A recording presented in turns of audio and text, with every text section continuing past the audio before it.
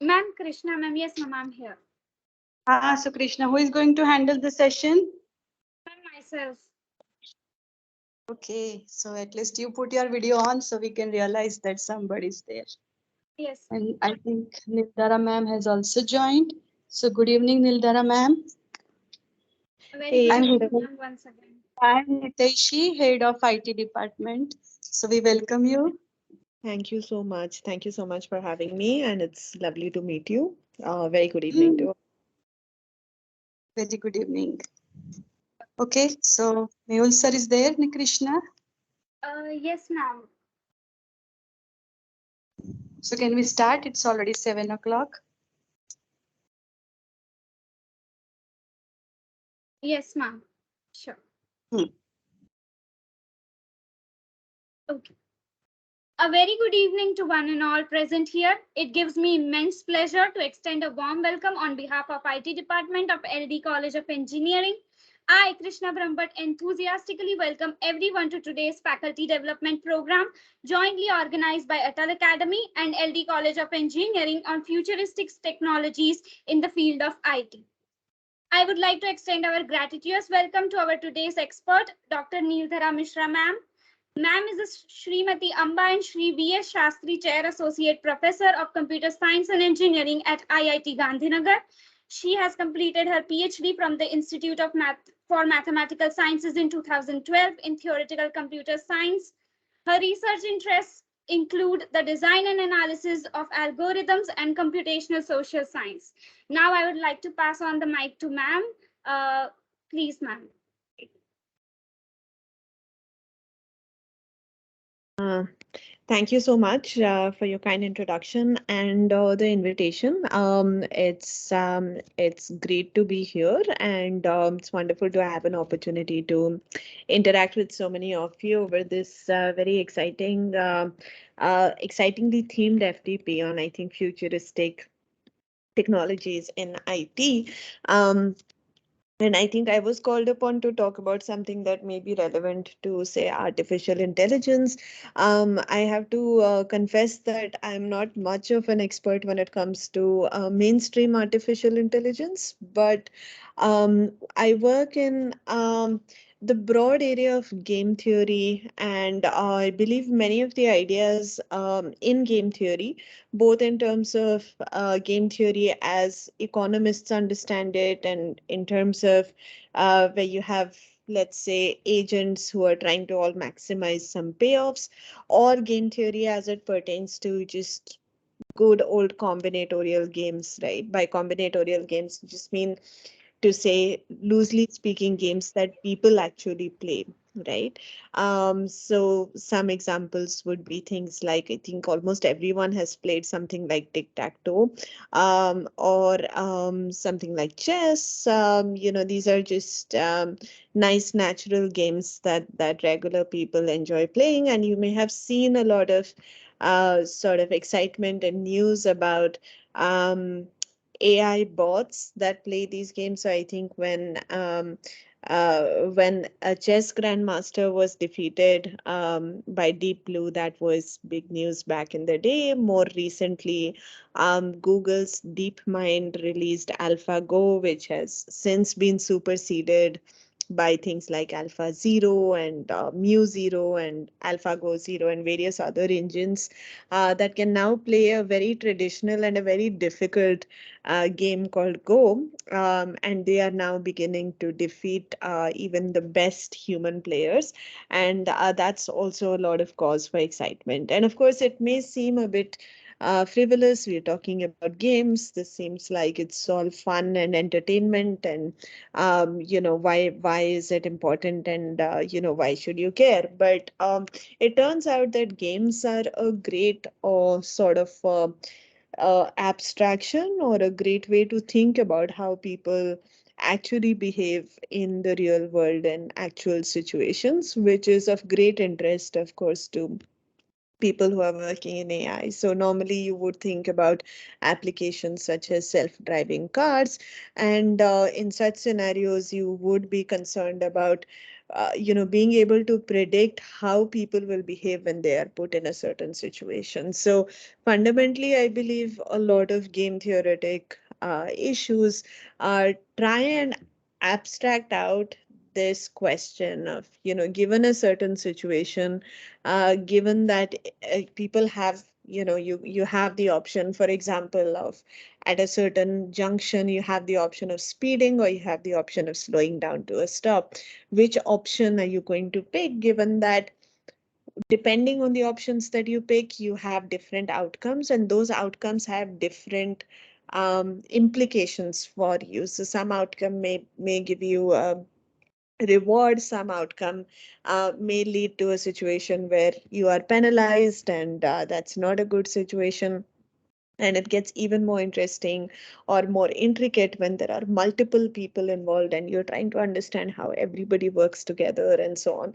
So I'm going to sort of give you hopefully a few examples of how games are analyzed, and these will be in a fairly sort of a setting which might come across as abstract, but you'll just have to trust me that many of the ideas that we will look at today are quite fundamental and kind of are very, very relevant when you do sort of, you do your neural nets and you do your machine learning, and you take it to the next level. But fundamentally, understanding strategy and understanding sort of how to recursively approach games, I think that's sort of it's a very basic thing. So let's kind of, this is what this session is going to be. I do plan to keep it fairly sort of interactive, so we will go back and forth. Let me try to share my screen first. So this, I think, is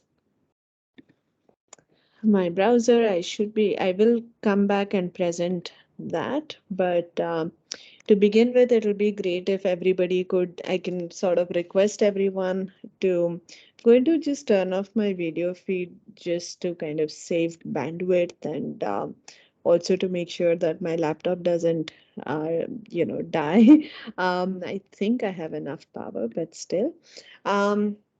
So, okay, I guess, yeah, we will be doing our interactions through this website called Mentimeter, which you may have used before. So basically, it'll be great if everybody could just go to menti.com and enter this code. I will sort of paste this in the chat as well. Um,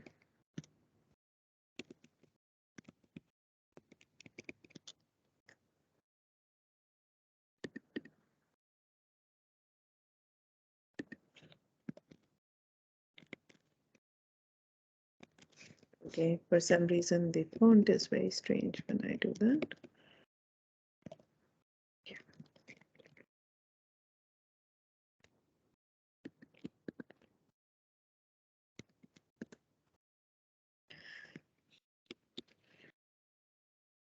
All right, so just to test that the setup is working, if you missed the slide, then you can find it. You can find the link in the chat, but it'll be great if we can just do a very quick round of introductions. If you could just tell me, give me your name. I know it's already in MS Teams, but still, if you could give your name along with what branch of study, what branch are you teaching, or what's your sort of primary subject of interest, that will be really helpful.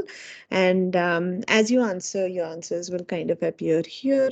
Later on, I will, hopefully be able to ask you questions that are kind of relevant to the material in the talk. We will also use MS Teams chat because not every question is completely suitable for Mentimeter. Sometimes I just want to request somebody to volunteer and maybe play a game with me. So in that situation, I will just use the MS Teams chat instead. Yeah.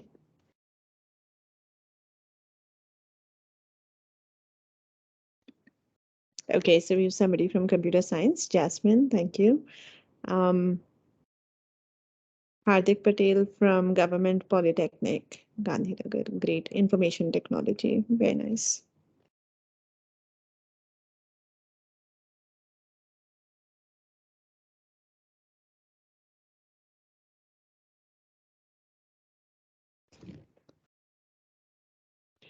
Bakul from LD College in Cloud Computing, Krishna Brahmbhatt, Information Technology. Oh, great.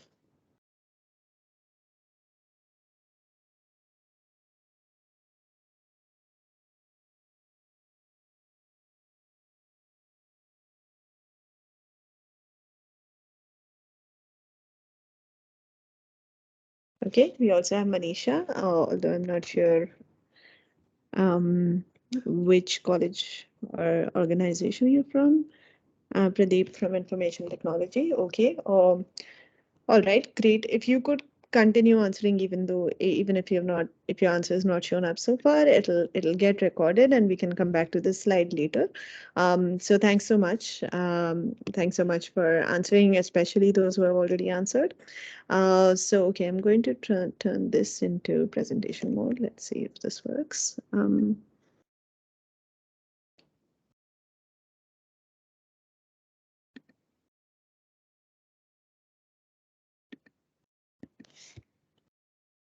Okay, so this is the rough outline. I know it looks like a lot of items. This is a slightly long session. I don't know if we will get to go through everything, but let's just get started and see how far we get. As I said, I just wanted to give you a number of different examples of things that we call games. And okay, I just changed this to full screen. If somebody can just confirm over audio if this is still visible, that'll be great. Yes, ma'am, it's visible. Okay, thank you so much. All right, perfect. So we'll start off with basically a couple of really simple games, again, just to get a sense of how we think about and analyze games. And in this talk, I'll restrict myself to what are called perfect information games, which is to say that all the information that is relevant to the game is known to everybody. Okay, so if you could think of games like chess or again tic-tac-toe, these will be perfect information games because everything that has been played is visible to all the players involved. These are, of course, these two examples are two-player games, but there could also be more players involved in general. But an example of a game that's not a perfect information game would be something like poker or rummy, where these are card games, and if you have played them, you know that you don't necessarily know what cards the other person has, so it's not perfect information. There's some information that is kind of hidden from each player. We will also not be talking about games that have an element of chance, so we will be focusing completely on the so-called deterministic games. Games with an element of chance will include, again, let's say something like cricket or football, because you might want to say that your next move is to hit a six, but it could well end up being a catch and you could have gotten out. So that I mean, just because you decide to play a move, the move does not necessarily go exactly as you had hoped or planned. Whereas in chess, it's not like that, right? If you say that, this pawn is going to attack the bishop and kill the bishop, it's not like, oh, maybe if the pawn was not strong enough, it may not have managed to kill the bishop. It's not like that. If it's a valid move, then it works, and it's always predictable in that sense. So we will be focusing on games that are deterministic and perfect information. So games like cricket or rummy are kind of out of scope for us, at least today. Although these are also, I mean, for example, there's some very interesting work, I believe, going on in IIT Bombay right now for writing AI engines that can play poker and things like that. And that's a much harder thing to do compared to, say, writing an engine for chess because of this sense of misinformation. So then you'll have to worry about, probability distributions and trying to model the randomness that's there in the game, trying to predict the things that you don't know on top of what you know. So that's a very interesting set of research directions, very active right now. But it's just something that we will probably not have the sort of the time to talk about, right? So, okay, so let's say that we start with some simple games. In fact, for the first one, I don't even need I don't even need the slides here. Let me just go back and interact with you on the chat. Just like to exchange some numbers with all of you. So this is a number game. So the person who starts playing the game will pick a number between 1 and 100, 1 and 10, and the next person will pick a number from the next 10 numbers, and so on and so forth. Okay. So of course there has to be some point to the game. If you're playing a game, you need to know what is the winning condition, what makes you win the game. So let's say that the first person to reach 100 wins this game. Right. So maybe can somebody volunteer to play this game with me? You can either unmute or just type in the chat. But if you can either unmute and say hello or type hello in the chat, then we can start off by playing this game. So hello, ma'am. First time me. Okay, perfect. Perfect. Thank you so much, Nishiji. So let's play this game and let's do it on audio. So maybe you want to go first. You pick a number between. Yes, I would like to pick 5, my birth date. 5. Okay, perfect. All right. So 5. We start with 5. And now I get to pick a number within the next 10 numbers. So I can pick 6, 7, 8, 9, 10. Let me see. 6, 7, 8, 9, 10, 11, 12, 13, 14, 15. I can pick any of those numbers. So I'm going to pick, let's say 11. Mm-hmm. So I would be picking 19. Okay, perfect. So I will probably pick, let's say 23. 23. So next 10 would be up to 33. I'll pick 32. 32. Okay, good choice. I'll pick, let's see, 45. Mm, So I have no idea where this is going. Anybody could win, I think. It's a lot of suspense. But, 55, okay. 55 you can pick. So I'll pick 5050. 50. Okay, great. All right. So I'll pick 67. Sorry, not 60. Can I pick 67? I can't, right? So good point. I'll pick 56, not 67. Sorry. I'll pick 66. Okay, then I'll pick 67. Ma'am, I think you know how to win. 67, 10, 77. I'll pick 70. 70, I'll pick. Okay, 70. What about, let's say, 78? So 78 to 10, 88. So I would pick 85. Okay, I'll pick 86. Oh, so I have to pick 87. Okay, all right. This is very close. I'll pick 88. Um, 89. Yeah, if you pick 89, then yeah, I'll pick 90, and then you can pick 100. 100. Perfect. Very nice. So, all right, I think we should do a round of virtual applause for Hiteshi ji for the first edition for this game. So let me put a clap in the chat. All right, perfect. So very nice. So all right, let's see if we can reverse engineer what happened here. So the moment Hiteshi ji said 89, I was like, it's time for me to wave the white flag, right? Because once she said 89, then I can only pick numbers between 90 and 99, right? So those are the 10 numbers. And no matter which number I pick, so I'm just one shy of 100. I like 100 is just out of reach, but 90 or 99 ke beech mein I can pick whatever I want, and 100 will become accessible to the other player, in this case Hiteshi ji, right? So basically to get to 100, it's enough to reach 89. If you reach 89, then it's as good as you have won the game, because no matter what the other player does, you will be able to reach 100. But now what is the next thing that you can say? If you want to reach 100, it's enough to reach 89. If you want to reach 89, it is enough to reach what?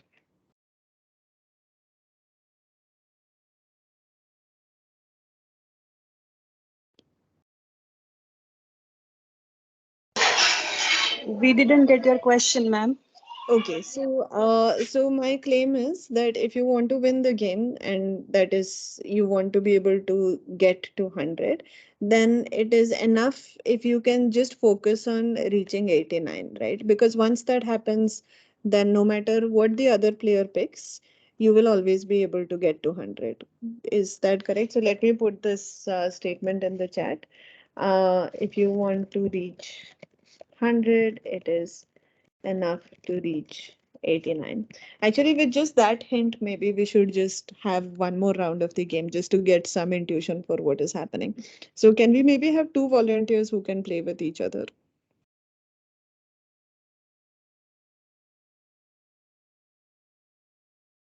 Again, if you are audio shy for some reason, you can also do it in the chat. So just give a hi in the chat and we can take it from there. It's a very simple game. You just have to pick numbers from within the next 10 numbers. And I just need two volunteers.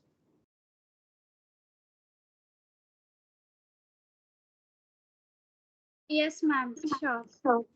Okay, all right. So we have one, and do we have one more? Because I don't want to lose again.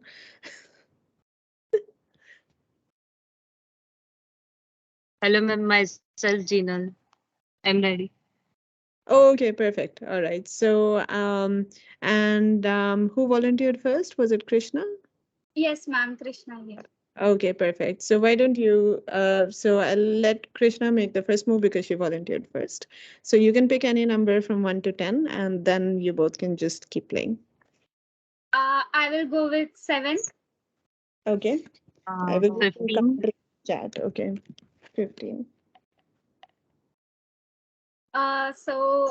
Next I will go with 17.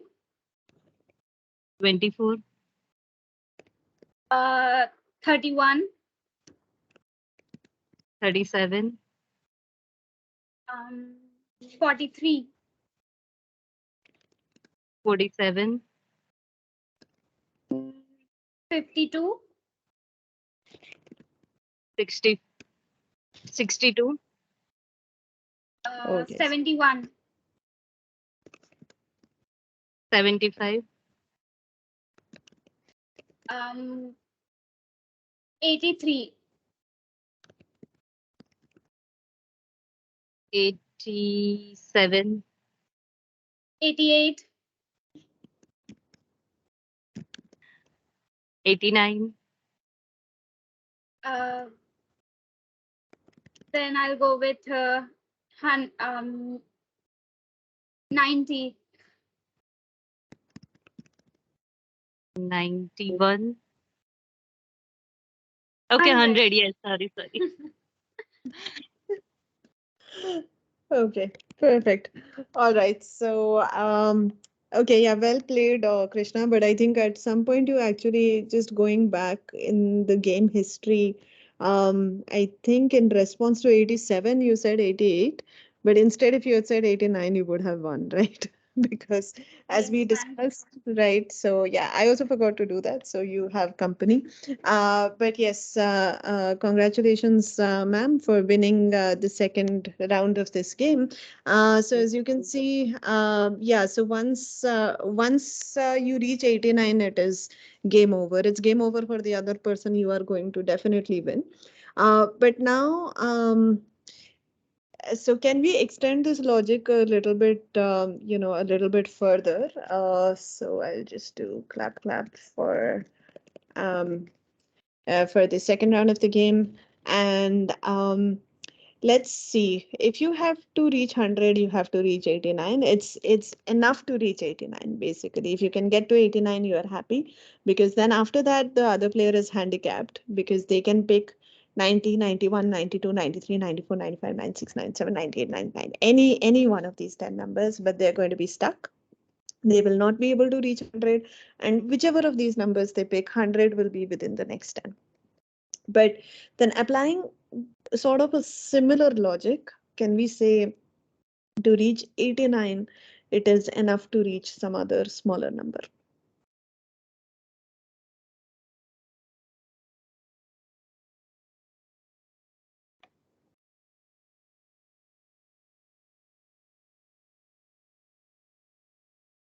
So for example, what if you're able to reach up to say 79? Is it guaranteed that if you reach 79, then you will also be able to reach 89? So that is not correct, because if you reach 79, the other person can simply say 89, right? So that's not correct. But for example, if you can reach 78, right? If you can reach 78, then what happens? Then the other player can say 79, 80, 81, 82, 83, 84, 85, 86, 87, 88.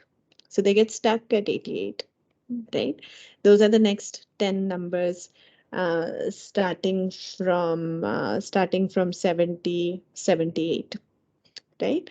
So from 78, you can go up to 88, but you cannot go up to 89. And once again, the same logic that any number between 79 to 88 makes 89 accessible. So if you reach 78, then no matter what the other player says, you will be able to reach 89. So let me write it this way. To reach 100, it is enough to reach 89. To reach 89, it is enough to reach 78. Now to reach 78, it is enough to reach, what can we say? 67. Yeah, perfect. 67, right? Because from 67, the next player, the other player can go up to 77, but not 78. And again, whatever they do, right? Yes, also, Manisha, thanks. So they cannot reach 78, and then no matter what they say, you can reach 78 after that. Even if they say 68, you can reach 78. If they say 69, you can still say 78, right? So yes, sorry, Harshaji, were you saying something? I'm saying it's 67, madam. After Right, right. 78, there is the next number is 67. Yes, yes, absolutely. You are correct. So from 67, you can, the other player, if you say 67, the other player can say 68, 69, up to 77. And whichever of these numbers they say, next you can say 78. Then after that, no matter what they say, you can say 89. Then no matter what they say, you can say 100. So basically, our goal of reaching 100, we have simplified it to the goal of reaching 67. And now what can we say? In the same way, to reach 67, it is enough to reach what? 56. 56, exactly. So to reach 67, it's enough to reach 56. Then to reach 56, it is enough to reach 45. 45. Right. And exactly. So I think this pattern is now clear, but let's just finish it. To reach 45, I guess it's enough to reach 34. Yes. Yeah, perfect. And to reach 34, 23. 23. Right. And to reach 23, 12. Very good. And to reach 12, it's enough to reach 1. Okay, great. So if you are the first player, what number will you pick?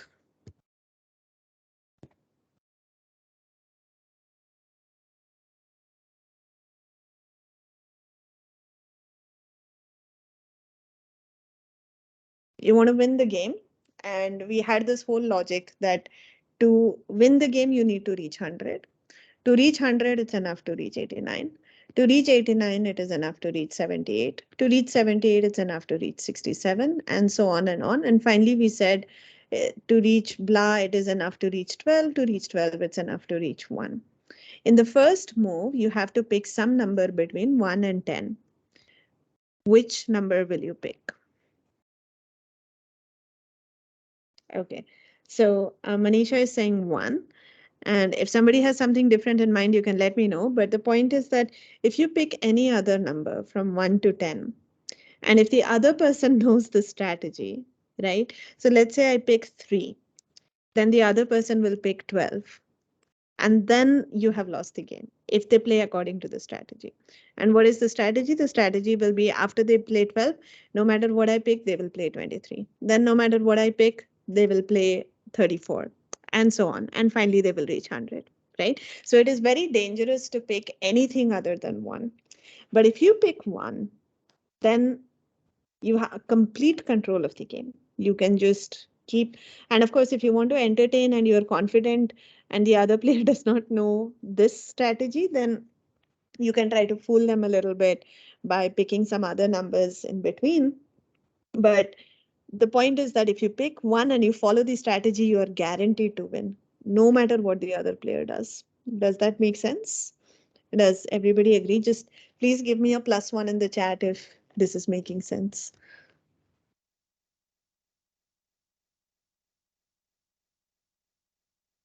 Or if it's not clear, then you can let me know as well. All right, great. I think there are like quite a few +1s in the chat. So I'll assume that this is clear. So this is our first example of a perfect information game. We all know what's going on. And, we also have what is called a winning strategy. Now, I don't want to formally define what a winning strategy is, but the idea is that you have a response, you have a move, you have a thing to play for every move that the other player makes. So as the game progresses, no matter how the other player is playing, you have a way to come back into the game in such a way that at the end of it, you are guaranteed to win. No matter how smartly the other player is playing, for each one of their moves, you have a counter move, okay, and which will take you till sort of the end of the game and will help you win. So, so let me share a different game, which is sort of still a simple game. Let's see if is my slide visible, as in can you see the game of Sim? Yes, ma'am. Okay, perfect. Thanks. So the game of Sim is sort of a pen and paper game. It's normally played on this picture. Okay, so in every move, you can color, one of these edges red or blue. And, let me just read out the rules. So the idea is that initially all the edges are black, and you can take any line and color it either red or blue, and both players, so again it's a two-player game, it's deterministic, it's perfect information. The first player to create a triangle which has exactly one color, that player loses. Okay, so you're trying to avoid creating a red triangle or a blue triangle in some sense. Okay, so so let's see, let's try to not go to the thing with six six vertices. So I'm assuming everybody is familiar with graphs, so I'm going to use vertices and edges without worrying about the terms, but in case in case that's not clear, please let me know.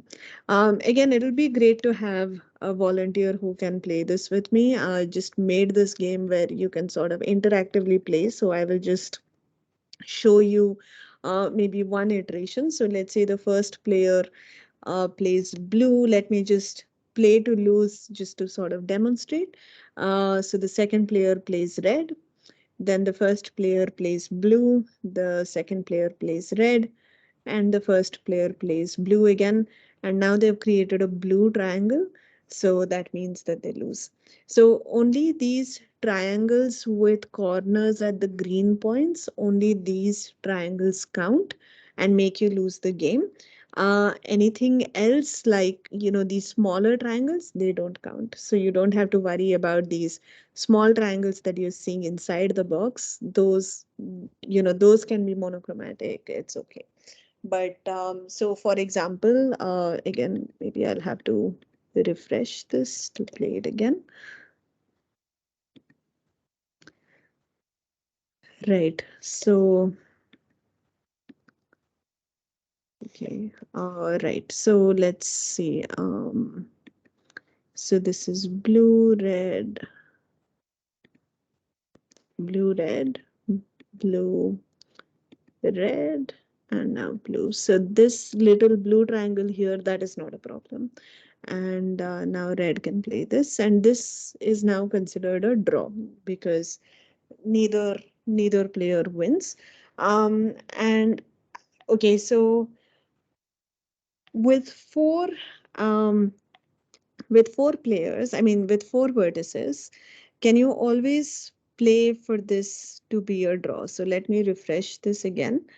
And let me just try and does anybody want to play this game with me? It'll be I mean, you can refer to the edges by saying the edges on the side, the top or the bottom edge, and the cross from the top left to the bottom right, or the cross edge from the top right to the bottom left. So I think you can refer to the edges. So let me just see if I can request somebody to play this game with me. Yeah, hopefully the rules are clear. On your turn, you just have to color an edge. You have to pick an edge and color it with your color. And then I will color some other edge with the other color. So does somebody want to play this?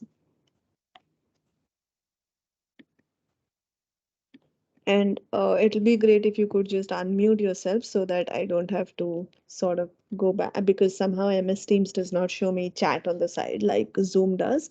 So yeah. Hello, ma'am. Yes. Hi. Sorry. Can I know who is speaking? Nirali here, ma'am. Nirali. Nirali. Okay, perfect. So will you be playing with me? Yes, yes, ma'am. Okay, perfect. So you can take the first move. Which edge do you want to color blue? Okay. The forward slash one diagonal forward slash. Forward slash. So that is top right to bottom Yes. left. Okay, great. Top right. Yes, This one, right? I can yes, undo ma'am. one move, so if required, I can change it. So maybe I'll take the other diagonal. Now, what do you want to do? Okay. Now the left side one. The left Left side one. side. Okay. Yes. All right. So then I will take this one. Now the top one, top side. Okay. So you have to be careful about taking the top side, because if you take that, then you will end up with a blue triangle. So you want to avoid creating a blue triangle. Okay, okay. I thought that I have to make the triangle. Okay, all right. Sure. Then the strategy will have to be Yeah, flipped, but yeah, okay. right. So then, Right side. yeah, then you will take the one on the right and I'll take the one on the top, right? So, okay. So the thing is, we want to avoid creating a blue triangle, and Okay. right, right. Perfect. So yeah, this is great. This was a draw. I think we ended up equal, and essentially with four vertices, I think. So thanks so much, Nirali ji, for playing. And you're welcome to sort of come back and play another game at any point. But I will just say that here with four, I mean, the idea is that both players can sort of avoid making a triangle, no matter what the other player does. No player has enough flexibility to force the other player to lose, to force them to make a triangle. So in the interest of time, I'll leave this as a puzzle to think about. Why isn't it possible for, in some sense, both players have what you would call a drawing strategy, just like tic-tac-toe, right? If you're an expert tic-tac-toe player, you would not lose a tic-tac-toe game because you can always force a draw. And that's kind of what is happening here. So essentially, at any point, what you can do is, so for instance, in this game, you could start off with the diagonals, and it doesn't matter what the other player does. What you want to do is kind of avoid getting into, basically there are these two triangles.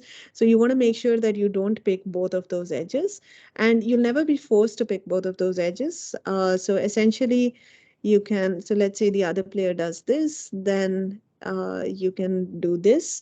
And if the other player does this, it seems like it's kind of getting dangerous, because you would have to avoid picking this edge. But fortunately, there's one other edge, so you can pick that, and the other player will pick this. So essentially, what will happen is, if you look at it, this is like like the mirror image of a Z, and this is like a mirror image of a N. So essentially, what will happen in an optimal game is that either you will end up creating, let's see, there is one more way. So either you will decompose it into these two Z kind of shapes, this Z and N kind of combination, or the other way is what you get is like the 3 degrees. So for example, the red player may play this, you may play this. The red player plays this, you play this. Okay, so I think if you do this, the red player is forced into a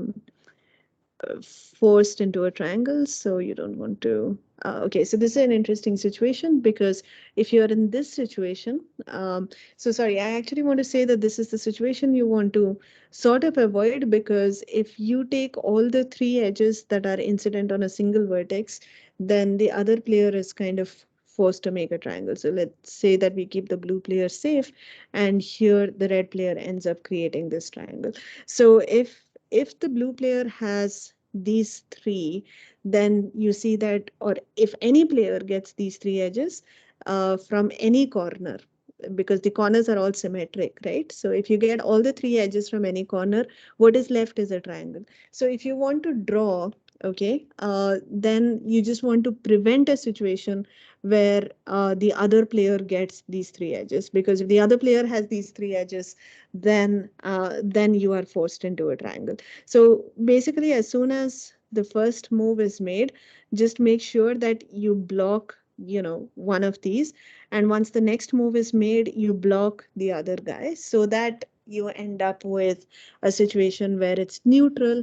And in the neutral situation, it's either going to look like a Z and an inverted N, or the other way around symmetrically. So I'm calling it a Z and an N.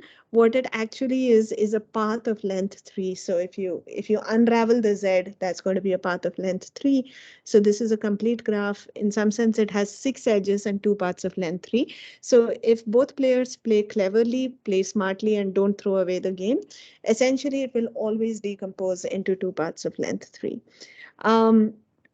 You can, as sort of a fun pastime, you can play this on 5 vertices. Again, in the interest of time, I'm going to do each of these topics at sort of a high level. So I will not, you can actually argue a drawing strategy even for 5 vertices, but I will not talk about that here. It's slightly more involved argument. But for 6 vertices, what is interesting is that the game actually will never end in a draw. It's impossible to draw this game. So let's just maybe quickly do one round of this game. Okay, so maybe it's a little bit difficult because I did not label these. I forgot to label these vertices, so it may be a bit difficult for you to call out, call out the names of the edges. So let me just play a bit randomly and just show you that, at least in this sort of a random setting, the game is okay. So here the game is already over.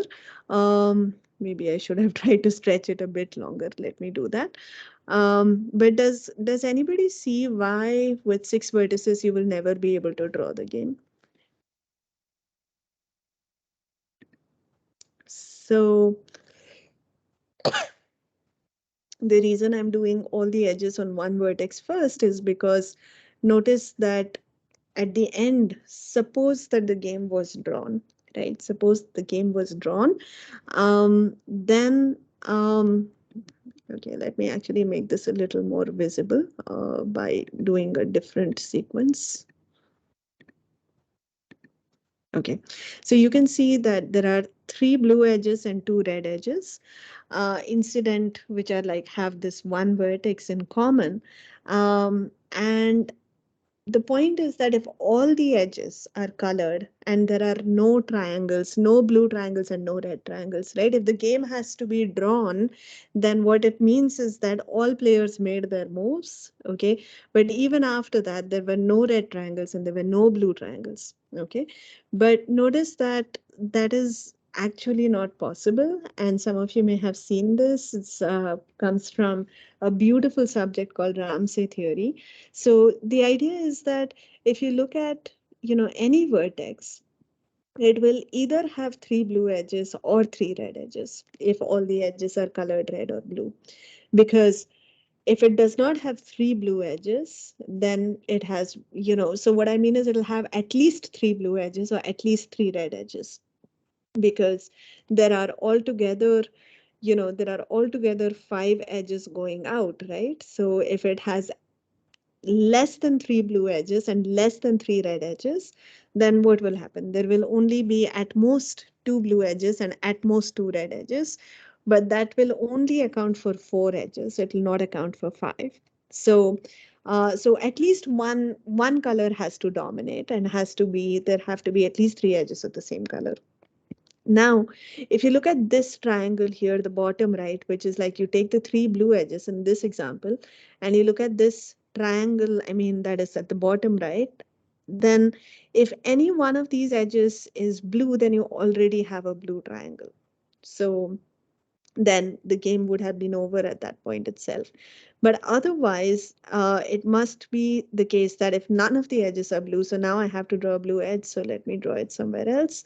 And now I'll draw a red edge here, and then I'll draw a blue edge somewhere else. And now I'm drawing a red edge here. So basically, if none of these edges are blue and there is no blue triangle, then it must be the case that all of these edges were red, because there are only two colors.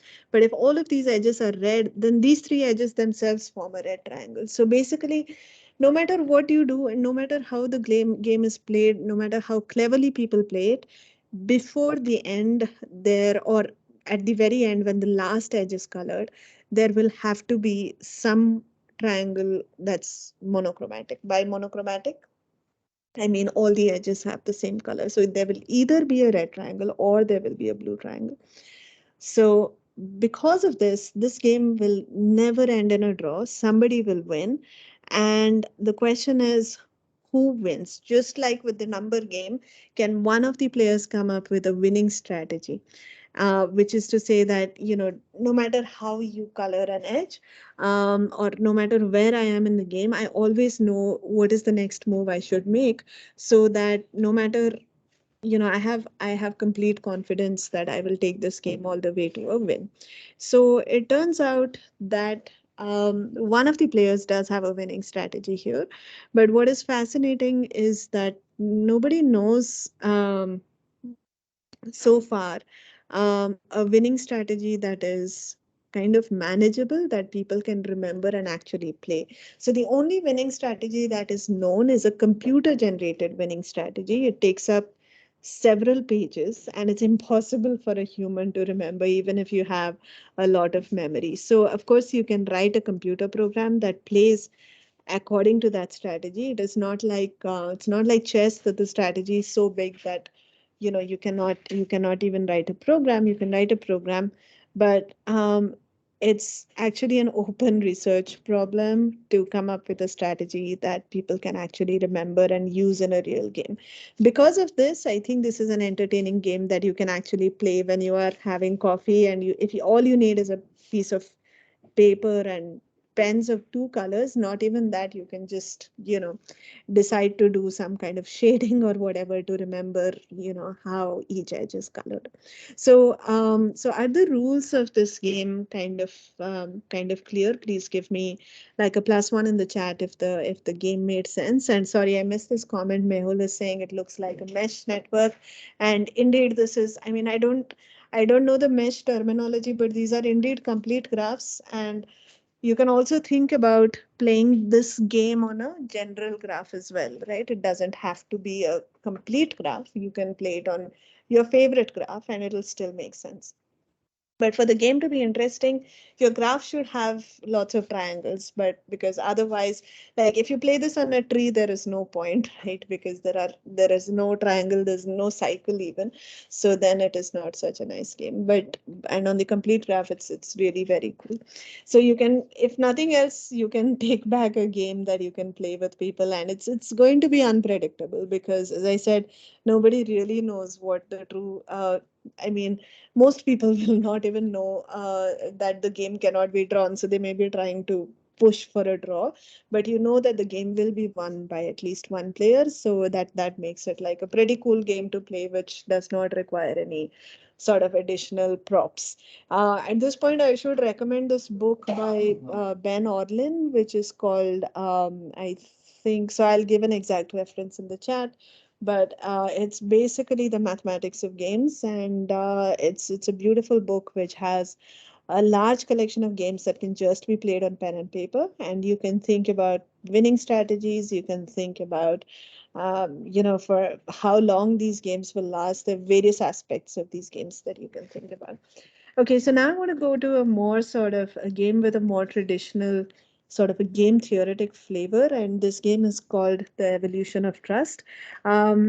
If many of you have already seen this game, then I can skip this topic and go to the next one. But otherwise, it's a really interesting game for all of us to play together. So, can you give me a +1 in the chat if we should play this game, the game of trust? Let me just go back so that you can see it. It's called The Evolution of Trust. It's basically based on a concept that you probably have already seen or are familiar with. It's called the prisoner's dilemma. In fact, this is based on what is called the iterated prisoner's dilemma, which may be a new concept. At least for me, I saw it for the first time through this game. So just let me know if we should play this. Okay, all right. Are there people who have somehow seen this before, and if you will get bored, then you can let me know by speaking up now. Otherwise, hold your peace and let's just go ahead and play this game. Okay, great. It looks like we should be playing this game. So let's do that. It says that the playing time here is 30 minutes. For the whole thing, this game has sort of a lot of sections. We will again not be able to go through all of them. But what we will do is sort of play the first fragment. So let me just start this off. And I will bring back the audio a little bit later. There's a little bit of a preamble, which again, I will skip, and I will just go ahead and tell you what the rule of the game is. So here are two players. There is the red player and the blue player. And between them, there is a machine. And what the machine does, and also, by the way, I'll place this link in the chat. I should say that this game and this simulation was created by somebody called Nikki Case. So these are not my slides. It's a really cool JavaScript powered interaction that runs in the browser. You can play it yourself. You can try it yourself. And but for now, I think it's more fun to play it together. So I think the link is there for your reference, because we will not be able to do the whole thing. So if you want to go and look up the rest of it, you can do it later. But coming back to the game, here are the rules. There are these two players. The red player on the left, at least on my left, is basically, we'll think of that as us, and the blue player is like them. It's the other player. And the machine has the following property. If both players put in a coin, right? If you put in a coin, the other player gets 3 coins. And if the other player puts in a coin, then you get 3 coins. So basically, if you put a coin in the machine, then the other player benefits. If the other player puts a coin, then you benefit. Okay, so essentially you have two moves, two options. You can either cheat in this game, which is to say that you don't put a coin in the machine, you don't do anything, you abstain, and then the other player does not get anything. The other option is to cooperate, which is to say that you put a coin in the machine, and at the cost of 1 coin, the other player benefits by getting 3 coins. Okay, and we have no special arrangement with the other player. ऐसा नहीं है कि we have talked to the other player and we've said that, okay, look, I'll put in 1 coin, you'll get 3, and then we will do like adha adha, let's split it. I'll keep 1.5 coins, you keep 1.5. Then at least that way, I make a profit of, half a coin, and you get 1.5 coins for free, something like that. There is no such extra arrangement. So you have to assume that if you put a coin, your net balance is going to be -1 at the start of the game, and the other player will definitely get a +3. And only if the other player puts a coin will you get your 3 coins, but there is no guarantee. So when you are deciding your move, you really don't know what the other player is about to do. Okay, so let's say that, so to analyze this game, let's do a case analysis. So we don't know what the other player is going to do. But let's say, suppose they are going to cheat. Okay. So if the other player cheats, then you know that you have no hope of getting a coin. In this case, what should you do? So all right, so thank you to everyone who has, answered the first question here.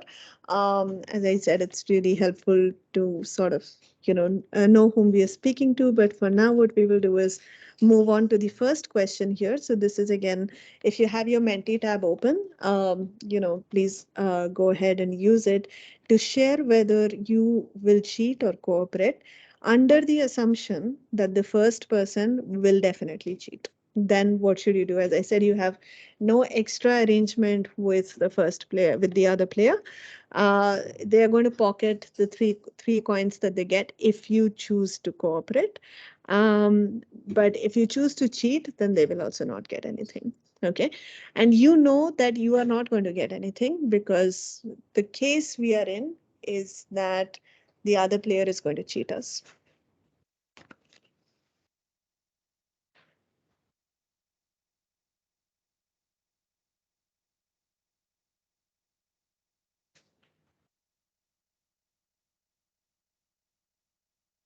Okay, I think I'll wait till we have like about 10 votes.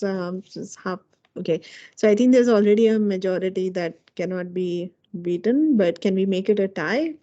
I don't know. So there are 2 people in favor of cheating and 5 people in favor of cooperating, which I think basically restores my faith in humanity because even though the other person is cheating, you want to cooperate, which is very sweet.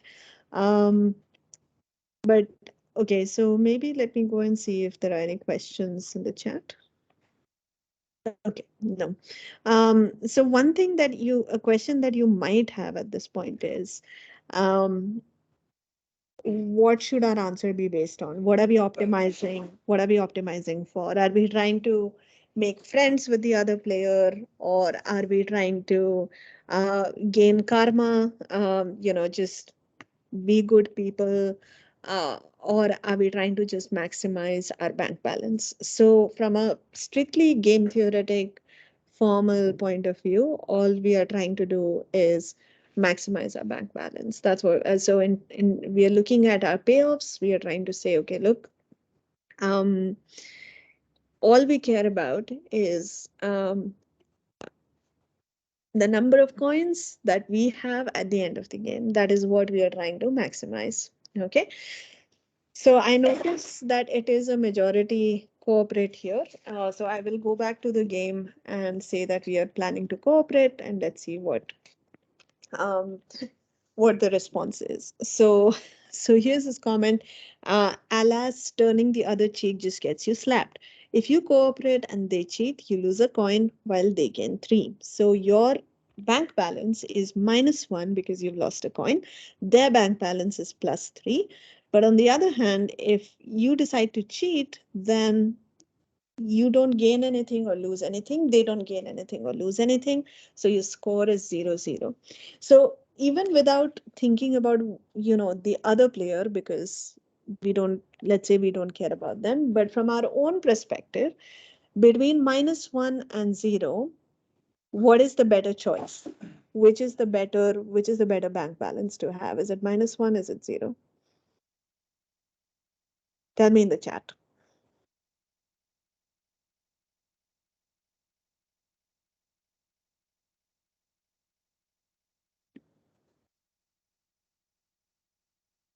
Okay, it may sound a little bit funny, but 0 is the better bank balance to have compared to -1, right? You would rather be in steady state as opposed to having lost a coin, right? If you play around in the stock market, you might have some sort of experience with, feeling this way. Like, do you want to invest and run the risk of a loss and lose even your capital, or do you want to just stick to having your capital, or do you want to also potentially assess the risk of making a profit, right?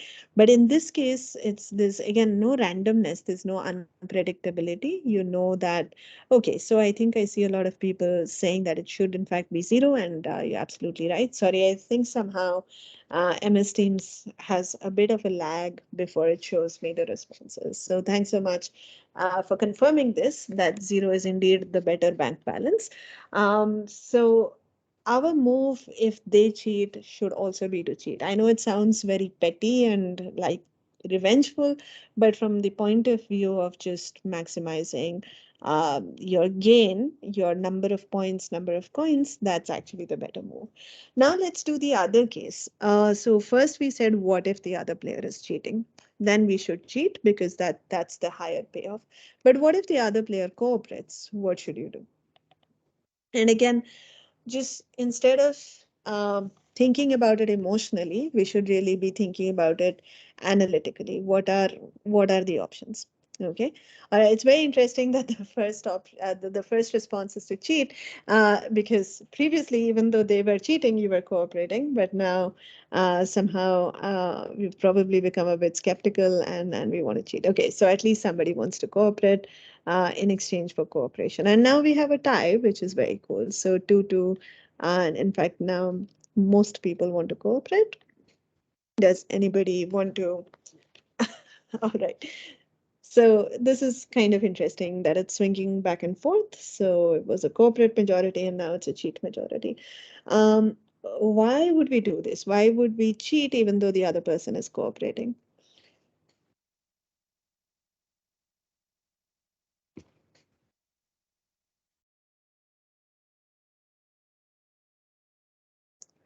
So one possible logic is that, adat ho gayi from the previous answer, that it's perhaps better to cheat.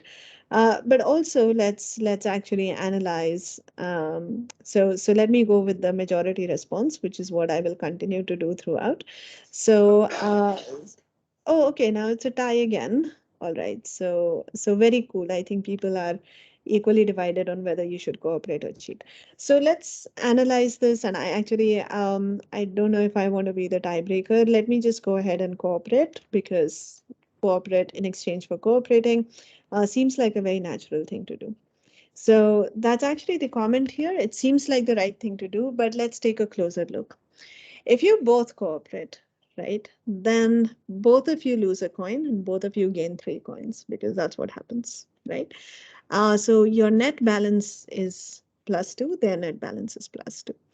But if you know that they're going to cooperate and you decide to cheat, then you get 3 coins and they're short of 1 coin, which is what happened in the previous question, right? I said they are going to cheat. What would you want to do? And you said you will cooperate. So what happened was that you ended up with -1 and they ended up with 3. Now the tables are turned. They are cooperating.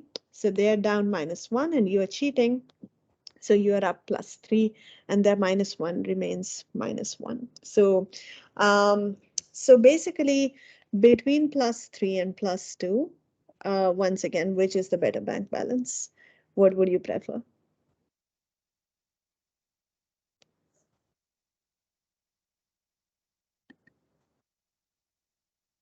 Right. So Swati ji is saying it's +3. It's clearly +3 because that's just more coins, right? So even when the other person is cooperating, you see that it is better for you to cheat.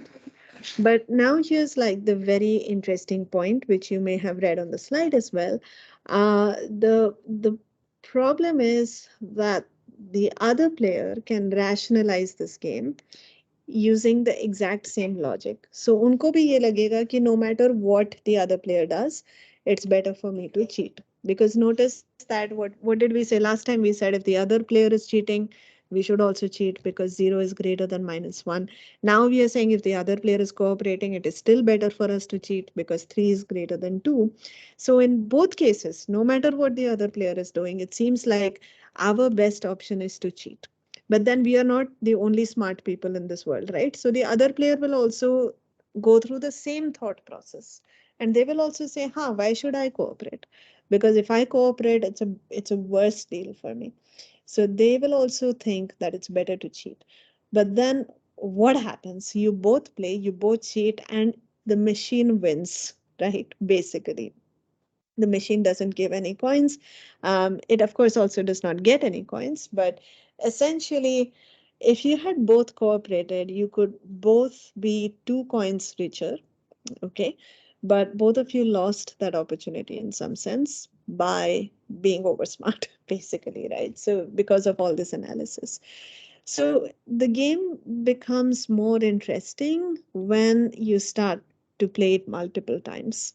Okay, so now I'm going to sort of again, okay, see that we are a little past 8. So I'll see if I can move through this sort of a little bit relatively quickly, but essentially because basically because we will be playing 5 different players and there's going to be multiple rounds. But this is also like an interesting process to go through. So the idea is that we will be playing 5 different players. They all come with their own strategies of playing multiple rounds. So we will be behaving in certain ways, trying to assess the other player, trying to figure out, so here, for instance, you could argue that this is really more about understanding behavior as opposed to when you had a single shot, we could do this sort of cut and dried analysis and say that, okay, look, it's best to cheat. That's the safe option. And that's, in some sense, if you're a game theory person, you would think of it as some kind of a dominant strategy, because that's always the better thing to do, no matter what the other player is doing. But now, because you're going to be playing the same player multiple times, and your goal is to maximize the number of coins you can earn, maybe you shouldn't always be cheating, because if you always cheat, then well, I mean, especially if you're playing multiple rounds, right? Maybe you should always cheat, because if somebody is cooperating, um, then you get some profit. But usually what will happen if you always cheat is that people will catch on and they will stop cooperating. So maybe you can do something better than cheating all the time, which is what the previous discussion was about.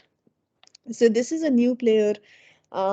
He or she does not know you, does not know whether you're a cheater or a cooperator, what sort of a person you are, what sort of a strategy you have, but they have some way of deciding what they want to do. You don't know what their strategy is. And I also don't know what our strategy is, because it's going to be a collective strategy. So I'm going to ask you to vote for what we should do on Mentimeter, and I will take the majority option and I will just play it. Okay. So first new player, no history, first move. What do you want your first move to be? Okay, I will, based on the previous votes, I'll wait till there are at least 5 votes, and that's typically an odd number. So this should be an easy way to break ties.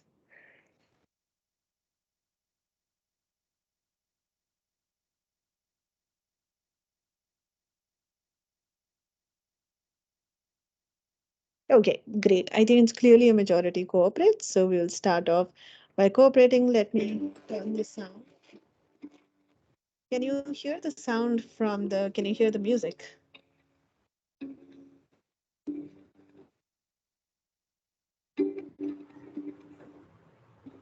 Yes, ma'am, we can hear slight music. Okay, you can hear.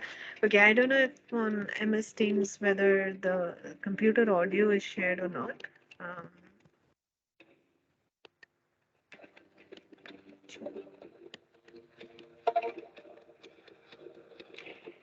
okay, it doesn't seem to let me decide if I want to share the computer audio or not.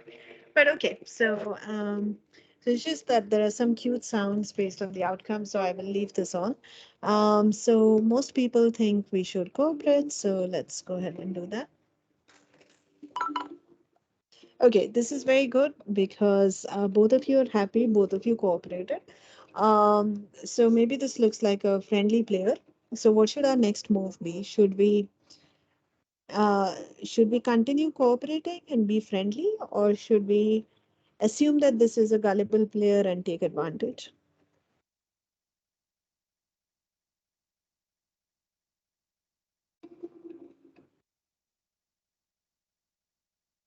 Okay, that's again super interesting that there was a bit of a swing there. I think some people felt that maybe we should take advantage because we can earn more coins if it's a gullible player. But some people feel that it's safe to just keep cooperating, do the nice thing. And by the smallest of margins, cooperate is the majority option. So I will go with cooperate. Okay, very nice. The other player continued to cooperate because remember, this dilemma is going on in their mind as well, right? Because they're like, they also saw that you cooperated and they must have thought, okay, can we take advantage or should we play nice? So they also decided to play nice. So what should we do in our third move? So this seems like a very nice player. Um, okay.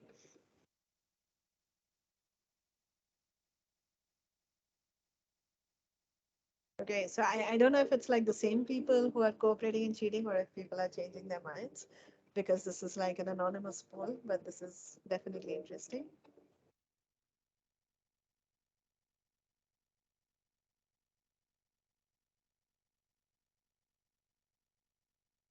Okay, it looks like we have again by the tiniest of margins corporate majority, so I'll do that.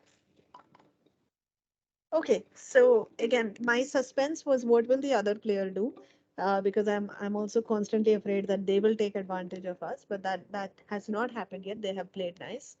So now three times this other player has cooperated. Probably a decent chance that they will continue to cooperate. They seem like nice people. And remember, they're also thinking in this way. So, what should we do? What should we do for our fourth move with this player? Okay, so now it looks like finally people are bored of being nice, and it looks like the common consensus is flipped. So at least some people who were cooperating have changed their minds. I don't know who you are, but you're definitely starting to think rationally in terms of it's time to think about maximizing profit, or maybe you're just getting bored that the game is becoming monotonous. So with a cheat majority for the first time, and by like a margin of more than one, you're going to keep. Okay, so you saw what happened. Now you feel all wicked because you've cheated, and you can see that the other player is kind of sad. But remember that you probably got what you wanted because if the other player had cheated, then this would not have been a very interesting thing. Your score would have remained. I guess, what it was before. 6-6 would have remained 6-6 if you had both cheated. But now you're richer by 3 coins, and the other player is down by one. So now we have to decide: do we want to repent and go back to cooperating, or are we afraid that the other person will now be in revenge mode? So we should play it safe and we should cheat. It's not obvious, right? And that's showing in the votes as well. It's equally divided. Um,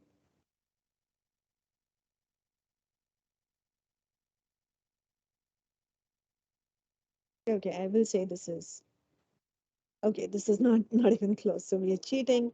The majority cheat. Let's go ahead and. Okay, notice what happened now. So for the first time, both players cheated, and that was because the other player got disillusioned with you. They were like, okay, this person has cheated, not worthy of my trust. So I'm also going to go ahead and cheat. So no harm done because if you had cooperated, the scores would have become equal, and you would have redeemed yourself. But financially, it would not have been a wise move. Okay. All right. So now we have a fresh player. How do you want to start? Fresh slate. This player does not know anything about you. What should your first move be? Like, how do we want to project ourselves? Do we want to project being nice or? Okay, great. So it's by a huge margin a majority corporate. So we'll start cooperating. Okay, that was a bit sad because you got you got cheated in your very first round. So this first player came in and took advantage straight away. So what do you want to do in the next move?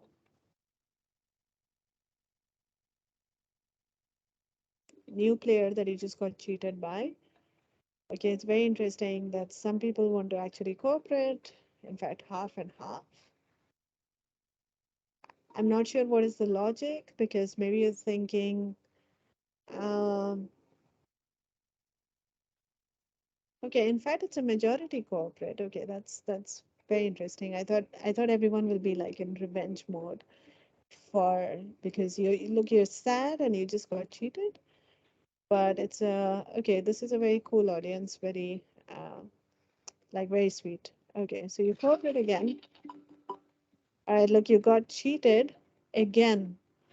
Uh, the other player is like, okay, maybe this is somebody gullible, so we can just take them for a ride. What do you want to do in the third move after having been cheated twice?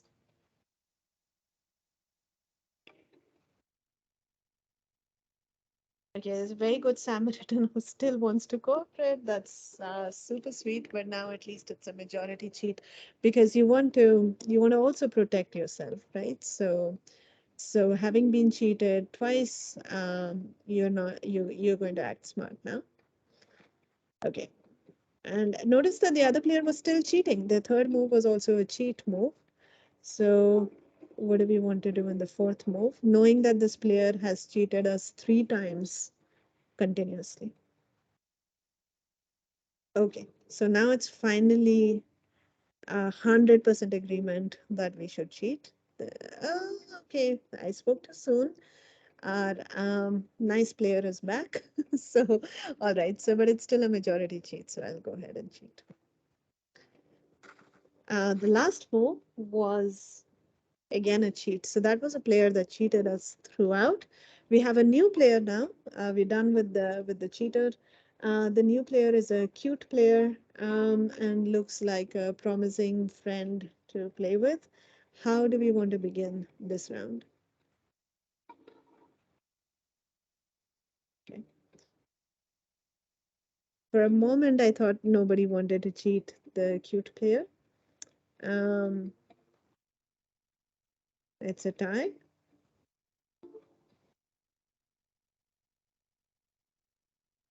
Okay, I'll probably wait for a few seconds for somebody to come in and break this tie.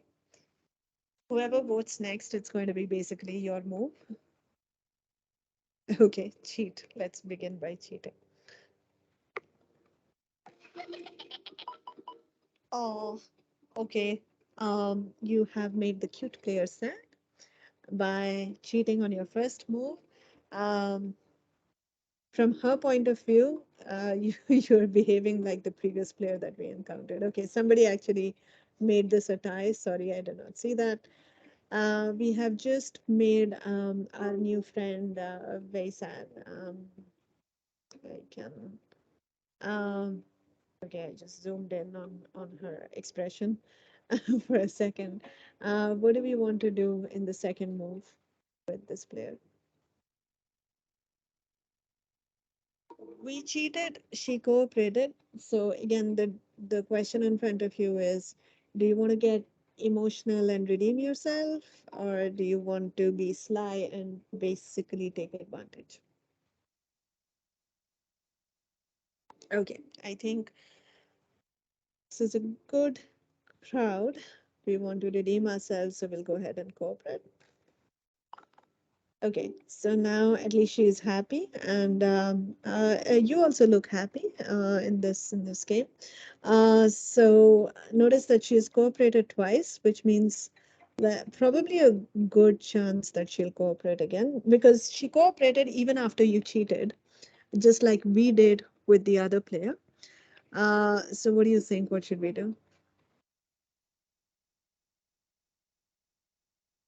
Okay. Nobody wants to cheat, which is very, very nice. Okay. All right. Um, even though you probably predict that she will cooperate, maybe you don't want to make her sad. So I think this is the first time we have had, okay, I was going to say it's the first time we have had a vote which is a full consensus, but there's now at least one person who is playing, so bolte hain dimag se khelna hai, so that's at least one person who wants to do that. But okay, let's go with the majority vote, that is to cooperate. All right, so the corporate thing worked in the sense that she cooperated again. So she has cooperated with us, I think now 4 times, if I counted correctly. She's basically not cheated us. So what do you want to do?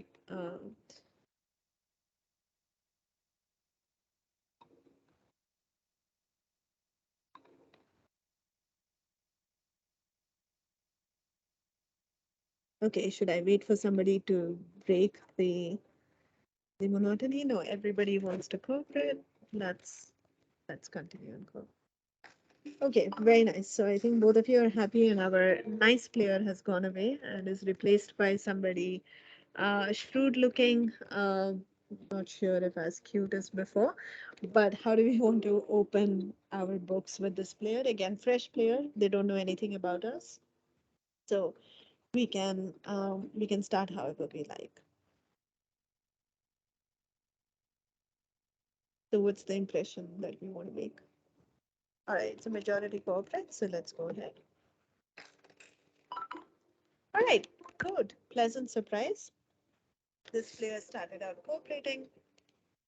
What do you want to do next? Do you want to take advantage or do you want to continue cooperating? Okay. All right, we are nice people. We're nice people. We'll just cooperate again. Okay, there was one cheat, one vote for cheat, but not enough to sway the majority. What do we want to do next? Two moves have worked out well with both people cooperating. Uh, some chance that you can take advantage. Remember, if you cheat when they cooperate, you earn 1 point more than if you cooperate when they cooperate. So, so remember that it can be slightly beneficial to cheat if you are confident that they will cooperate, but then it may put your future rounds in jeopardy. So it's not completely obvious that that's a long-term optimal move, but like when we talk about greedy algorithms, we say that if you do the locally optimal thing, it may not be the globally optimal thing. So that tension is there here also. Now most people want to cooperate, so I'll go back and cooperate. All right, excellent. That's working out well. Is it time to flip our strategy, or what do you all think?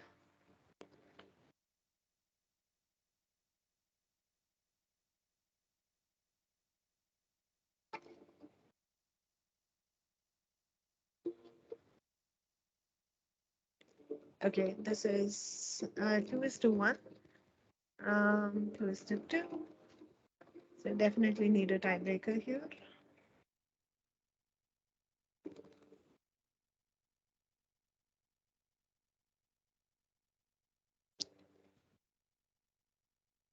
Okay. So we should cooperate again. This has gone very well. I think we don't get too many more rounds with this player. So I'm not hinting at anything, but um, if you want to try and take advantage, this is probably a good time to do it. Okay, I will take advantage of the fact that I see a majority cheat right now. Go ahead and cheat. And that actually worked, and the player also went away. So I think he was so disappointed that he ran away. This will be the last player that we play with. So let's play carefully, whatever that means. Our total score so far is 27, which is not bad. This is a new player. How do we want to open our books here?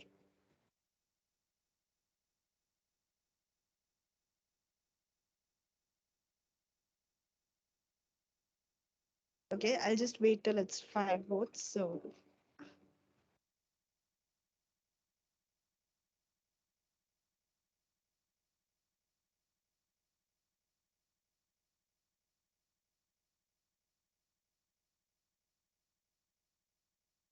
okay, so majority cooperates. So let me go ahead and cooperate. That worked out well. Both people cooperated. So what do you want to do next?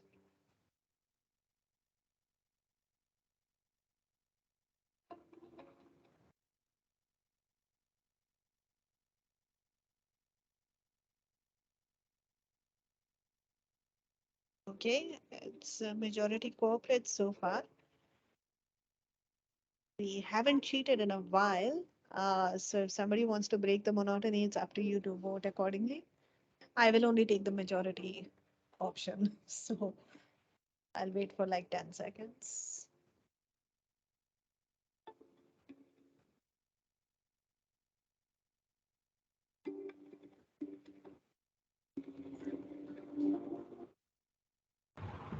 Ma'am, there is a question in chat box from Hiteshi ma'am. Oh, okay. All right, let me take that. Okay, yeah, Hiteshi ji, great question. This is a binary option, so we may learn, but how about multiple options? So yeah, that's a great point about generalizing. So if you have, if you have multiple moves, which one should you pick? In fact, I would say even though this is only two moves, even then it is not so obvious, right? Because, for example, although these moves are going well, so for instance, right now you cooperated, but you got cheated. So the other person may have been thinking, because you cooperated in the previous round, the other person may have thought, okay, here is a gullible player. Let's just take advantage of them. So let's just see. I'm curious about how much we are actually learning. What do you want to do now? Now that so the trajectory is that we have cheated. We have cooperated twice. The other person cooperated once and cheated once. So what should we do now? Now that we have been cheated once.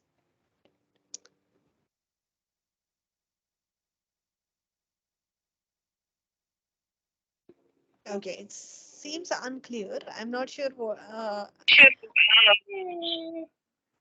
Sorry, yes.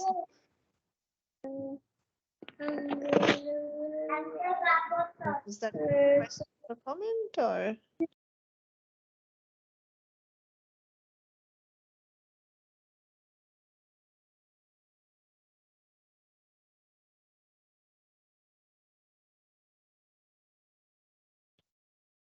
Oh, sorry. I think was I on mute? I think. All right. I don't know for how long I was on mute, but I think I was trying to turn down the music and I accidentally muted myself. Sorry about that. But you can hear me now, right? If somebody could quickly confirm. Yes, ma'am, we can hear you. Okay, perfect. So I just wanted to point out that I think we cheated. I don't know if that's actually no longer the majority option, but when I went to play, the cheating was the majority option. The other player actually cooperated after cheating. I think they probably just felt bad about cheating and wanted to sort of straighten their records. They cooperated and we cheated. So we actually took advantage of them in this round. So just again, in the interest of time, maybe let me just finish off this game with some arbitrary choices. So let's cooperate, that both of us cooperated and we can do that again. And we can just keep cooperating for some time. Okay, so we made a score of 39, which I think you should all applaud yourselves because this is one of the best scores that I think I have managed, having played this game many times with many audiences. So this is excellent collaborative game playing, and special thanks to all of you who voted and participated. The best possible score that you can have is 49. And I think we've come pretty close to that. I think Beach Bay, when we were with, the player who was cheating us, we played nice for too long. I think if in those rounds we had cheated a little bit more, I think we would have probably crossed 40 or something like that. But by and large, I think we played a very balanced game. Let me tell you about the players whom we played. So the first player we played is called the copycat player, or the player who has a copycat strategy. What this player does is their first move is to cooperate. So they start out on a friendly note. And after that, they just repeat your move from the previous round. So if in the first round you cheat, in the second round they cheat. If in the third round you cooperate, in the fourth round they will cooperate. So that is the copycat player. Okay. The second player, as you may have guessed, the second player we played was the always cheat player. Of course, the funny thing is that we don't know these strategies. We were playing unknown players, and as I think Hiteshi ji rightly pointed out, what we are trying to do is we are trying to learn their behavior by observing some patterns. So if you play somebody for 50 rounds and they have cheated in every round, then chances that they will cheat again is pretty high, right? So so you are trying to analyze their behavior based on the moves that they have played. Let me come back and talk about the third player. The cute player that we played was the always cooperate player. So the second player was always cheating on every move, irrespective of how we played, whether we played nice or we played dirty. The player was always cheating. The third player similarly was always cooperating. So no matter what we do, they would have always cooperated. The fourth player with the yellow hat is called the grudger, who is a player who starts off by being a always cooperate player. But if they ever get cheated, then they switch strategies and they start playing like the always cheat player.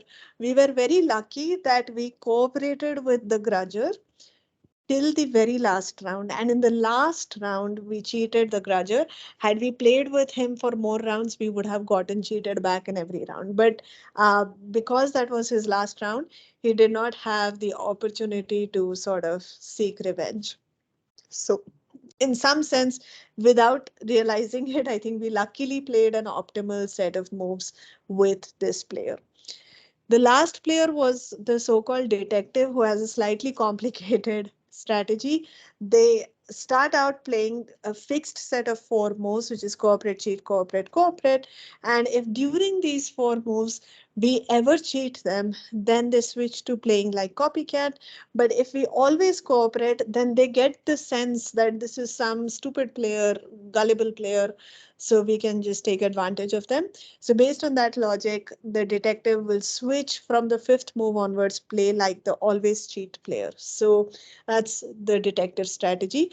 You can come up with your own strategies for playing this game. You can say that I will observe the other player's history, and if they have cheated more times than they have cooperated, then I will cheat them. If they have cooperated more times than they have cheated, then I will cooperate with them. So that's some sort of a majority strategy. Otherwise, you could play like the copycat, but instead of the previous move, you look at the previous two moves or three moves and, take the majority of those. And things like that. You can come up with any number of variations of these strategies, and you could try and play them and analyze them. So at this point, I'll say that there are two approaches to thinking about these games. And going back to the question in the chat, here these are, you can only play two moves, cheat or cooperate. And even that is some sort of a variable which just takes two values is already interesting. It's not clear how you learn these values.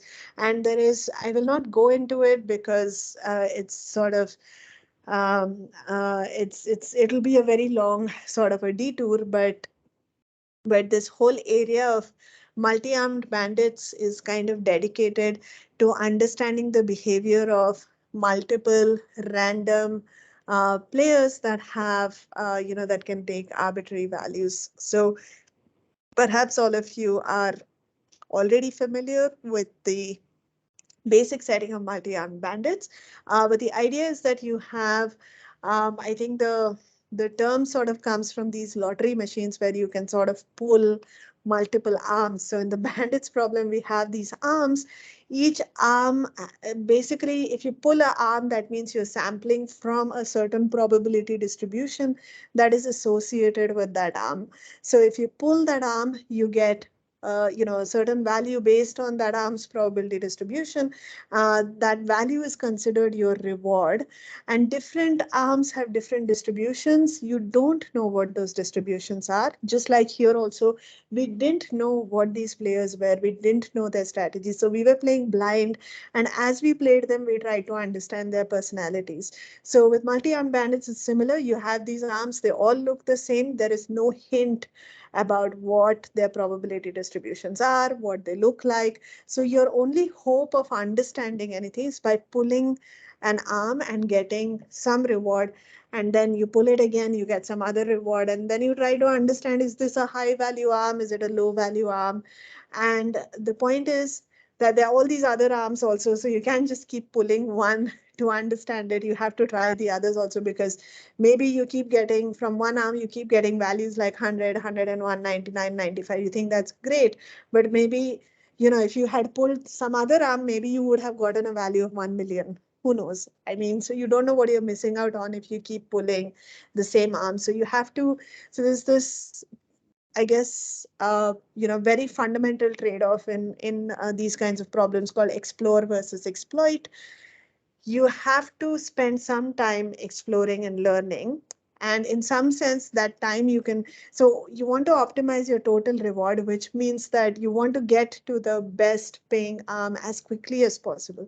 But to figure out what that is, you have to spend some time, which means that you may have many pulls where, you may have pulled many arms where you're not getting, you're not getting a good reward, but that information is crucial to understanding and improving your performance later on. So basically here, there is this whole stochastic setting that needs to be taken into account. And there's a lot of work and a lot of variations on how do we learn, these multiple probability distributions, which can give you sort of, which can throw up all kinds of values. Here, at least when you go and play with a player, it's either going to be one of two moves, and there's only one other player. But multi-arm bandits are kind of the most general situation where, each of in some sense, the players can do one of many different things, and there can be multiple players, and you're kind of trying to understand their behavior. So multi-armed bandits is a concept. It's a very general scenario, and people have specialized it and studied it in special settings. They've also generalized it even further and, studied it in, more complex settings as well.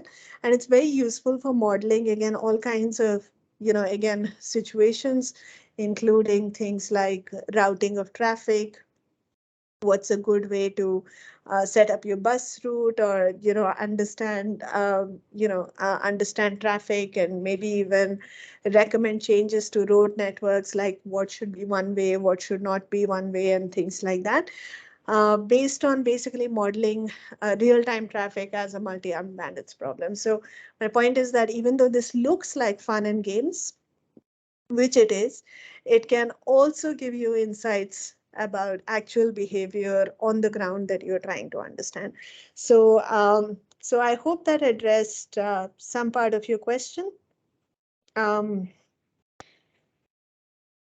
Okay, so I think Mehulji also has a comment here. If we play n times, we may get n squared minus n coins. All right, thank you. Thanks for confirming. If both cooperate, you're right. I mean, if you play, if you play n rounds and both of you cooperate, then in every round your net benefit is going to be 2 coins. So you will earn 2 n coins. The other player will also earn 2 n coins. So imagine you and I play 10 rounds and both of us cooperate in all the 10 rounds. Then in each round, I will lose 1 coin and I will gain 3 coins, and same for you. So my net balance increases by 2. So if we started with a balance of 0, at the end of 10 rounds, we would both have 20 coins each. So I would say basically for a reward of n squared, you would somehow need, yeah, I think you would need the rules to be a little bit different. So with the current rules, I think it's just going to be 2n. So I hope that clarifies. I'm not sure if this form is for me. I think it's for everyone else. So maybe I should just say you can go ahead and take a look at the form that's been shared in the chat. Okay, so I think it's kind of past 8:30. We have a little more than 45 minutes left, I think, in terms of the official timing. Maybe we should just, is this a good time to take like a 5-minute break? And so, okay, let me just spend 2 minutes more saying that this is all that I will say about the game of cooperation for now.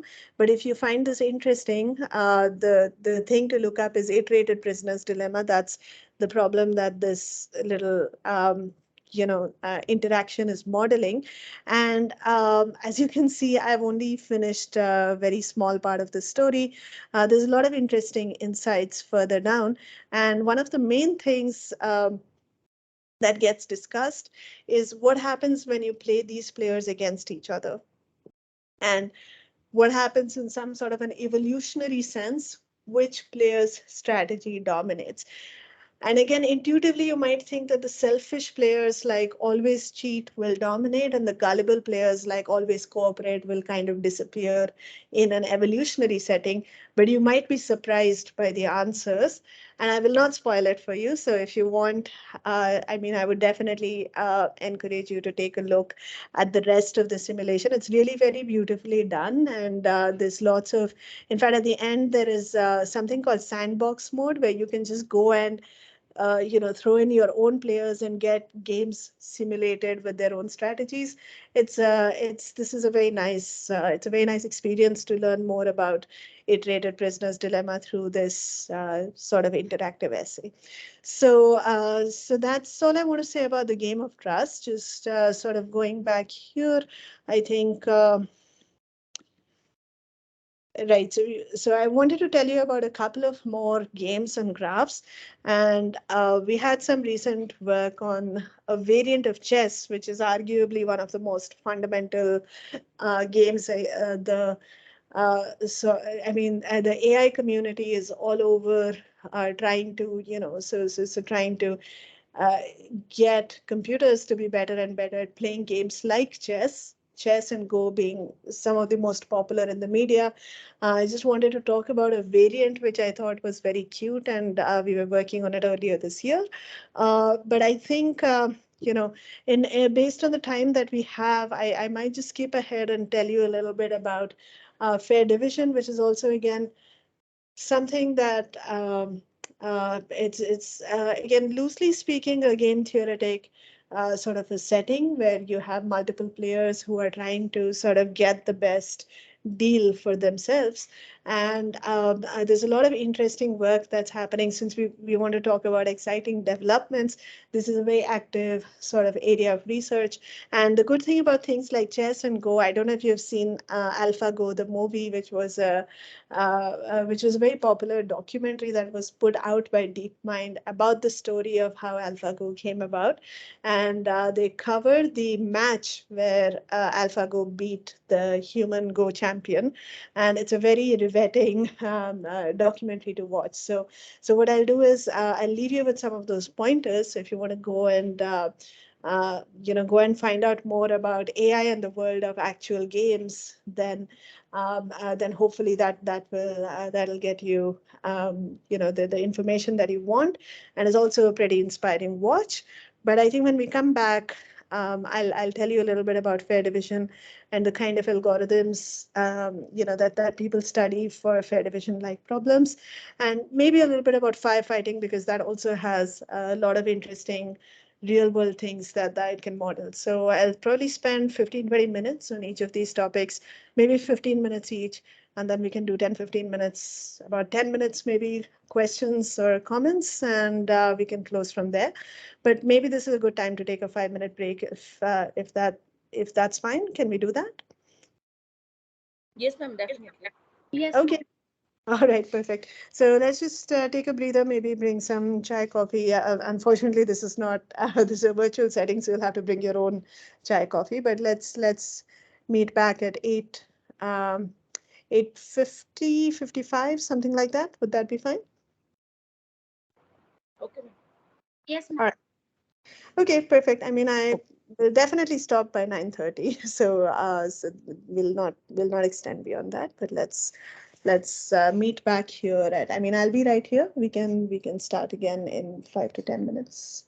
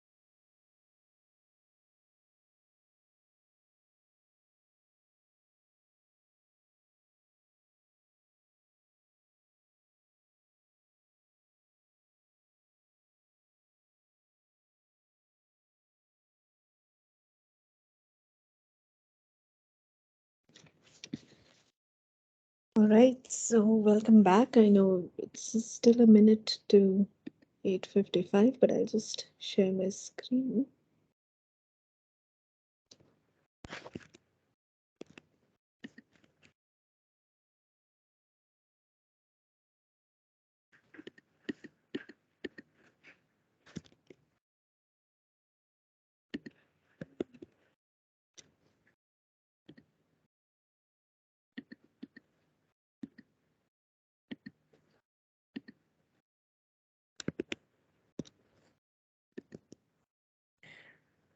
Okay, so maybe we can sort of resume. And like I said, among the things that I had listed in the outline, I'd like to skip ahead to firefighting, because this is again something that I think models some pretty relevant real world scenarios that again people in AI and ML try to solve in their own ways. But I'll give you basically the fundamental abstract setting without getting into necessarily the learning aspects of it. And you can hopefully the idea is that you will be interested enough to go and find out more about how people are solving these problems. So the abstraction is the following. Again, you have a network. This could be some arbitrary graph. It could be directed or undirected. For now, in this example, I've just taken an undirected graph. And I think one of the most I guess interesting things that this models is just some sort of a human-human interaction. You may have seen all this discussion about contact tracing during the time of COVID, where you want to know what are the chances that somebody spreads an infection based on their sort of physical proximity. So you could think of this graph as modeling some sort of proximity between people in some environment. You could also think of it as sort of a standard social network, the various things that you may want to think of this graph as modeling. But the firefighting game is essentially a two-player game that is being played with this graph being the playground in some sense. So the idea is that there's one specified vertex, which is kind of special. It's sort of considered the place where some sort of a fire is breaking out. Okay. And the two players can be thought of as the fire and the firefighters. The fire is an abstract player. The fire on its turn will simply spread through the graph in a systematic way. And what the firefighter can do is the defender or the firefighting player can place a firefighter on any vertex of the graph that they want to. Okay, on their round, they get to pick one vertex and place a firefighter on it. What this means is that that vertex is protected from the fire. So the fire cannot spread to a vertex which has a firefighter standing on it. Okay, and of course, as a firefighter, you have it's expensive. It costs resources to deploy firefighters, so you don't want to you don't want to do that too much. So let's see how this works. In general, when it is the round of the fire, the way it will spread is that every vertex which is currently not on fire but is adjacent to a vertex which is on fire will catch fire unless there is a firefighter protecting it. Okay, so in this example, the leftmost vertex is already on fire and it has three neighbors, one of which has a firefighter on it. So the fire will only spread to the other two neighbors. Okay, after this, let's say the firefighter chooses to protect this vertex here at the bottom, then the fire will next spread only to this vertex on the top. It will not spread along the edge in the bottom because of the firefighter who is standing there. Then the firefighter chooses to place a vertex on the top right, a firefighter on the top right vertex.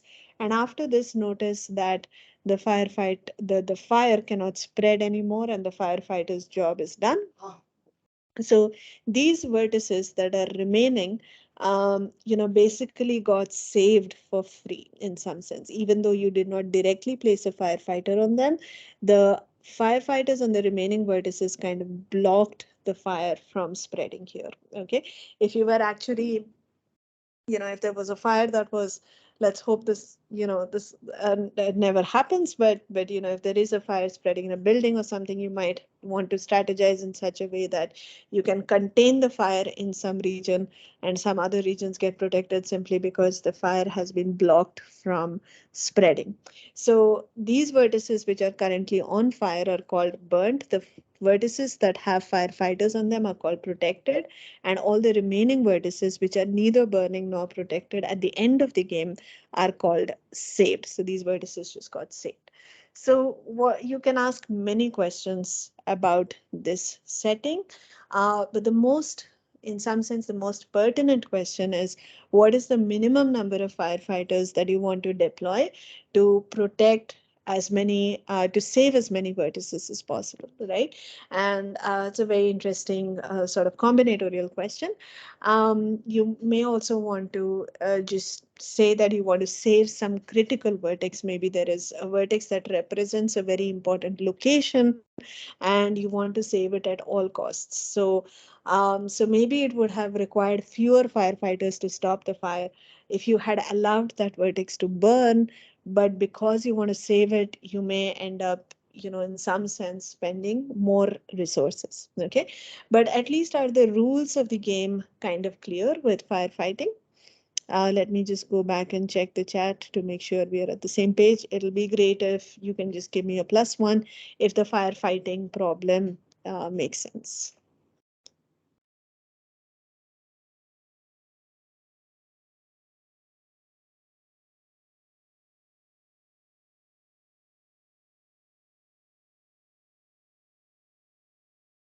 Okay, great. Thank you so much. It looks like we are good.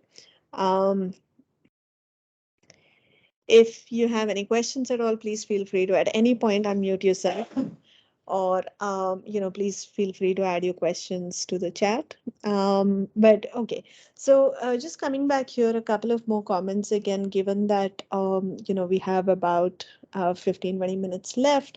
I will not tell you about algorithms for firefighting. If you have done traditional complexity theory and algorithms, then I will just mention that firefighting is an optimization problem that is known to be NP complete, which means that there is really no hope for finding efficient, fast algorithms for this problem unless your network structure is very simple, like maybe a tree or something like that.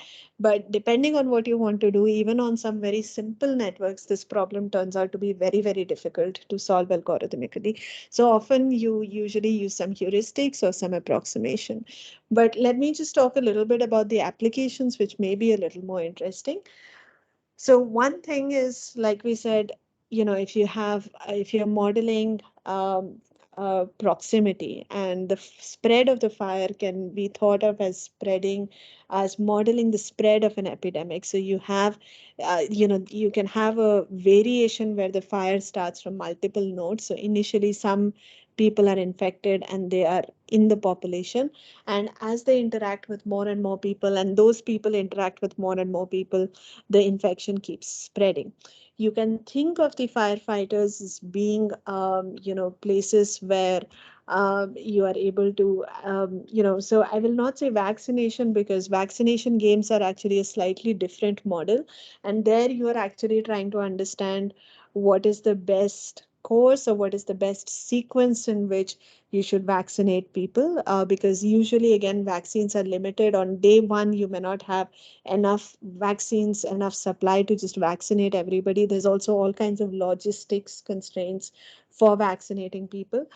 So I'll not say, so let's assume that you're in a situation where, you don't have vaccines yet, but, this is still an epidemic that is spreading. So in some sense, the firefighting locations can be thought of as You remember we had containment zones and you wanted strategies for how to design or how to identify containment zones so that, without imposing a full lockdown, which is a very resource intensive, very expensive thing to do, you still want to limit the spread of the epidemic. Again, this is not a perfect model. The version that I'm showing you here on the slide is a very simplistic abstraction.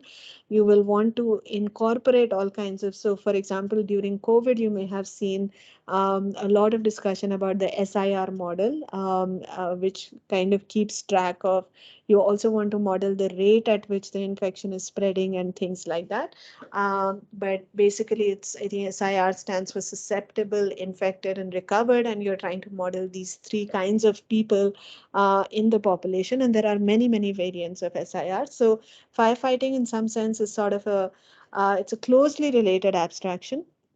But here is a more compelling example of an application, which is how information spreads through social networks. So if you are a part of either WhatsApp groups or Facebook or Instagram or Twitter or any of these sort of popular platforms, you might be getting a lot of your news through these platforms, right? Many of us have even stopped reading newspapers or watching news channels. We just scroll through our social media feeds and we get information about what is happening in the world. And this is also why it becomes very easy for people who have some vested interests to actually spread wrong information through these networks, because information travels very quickly along these networks, right?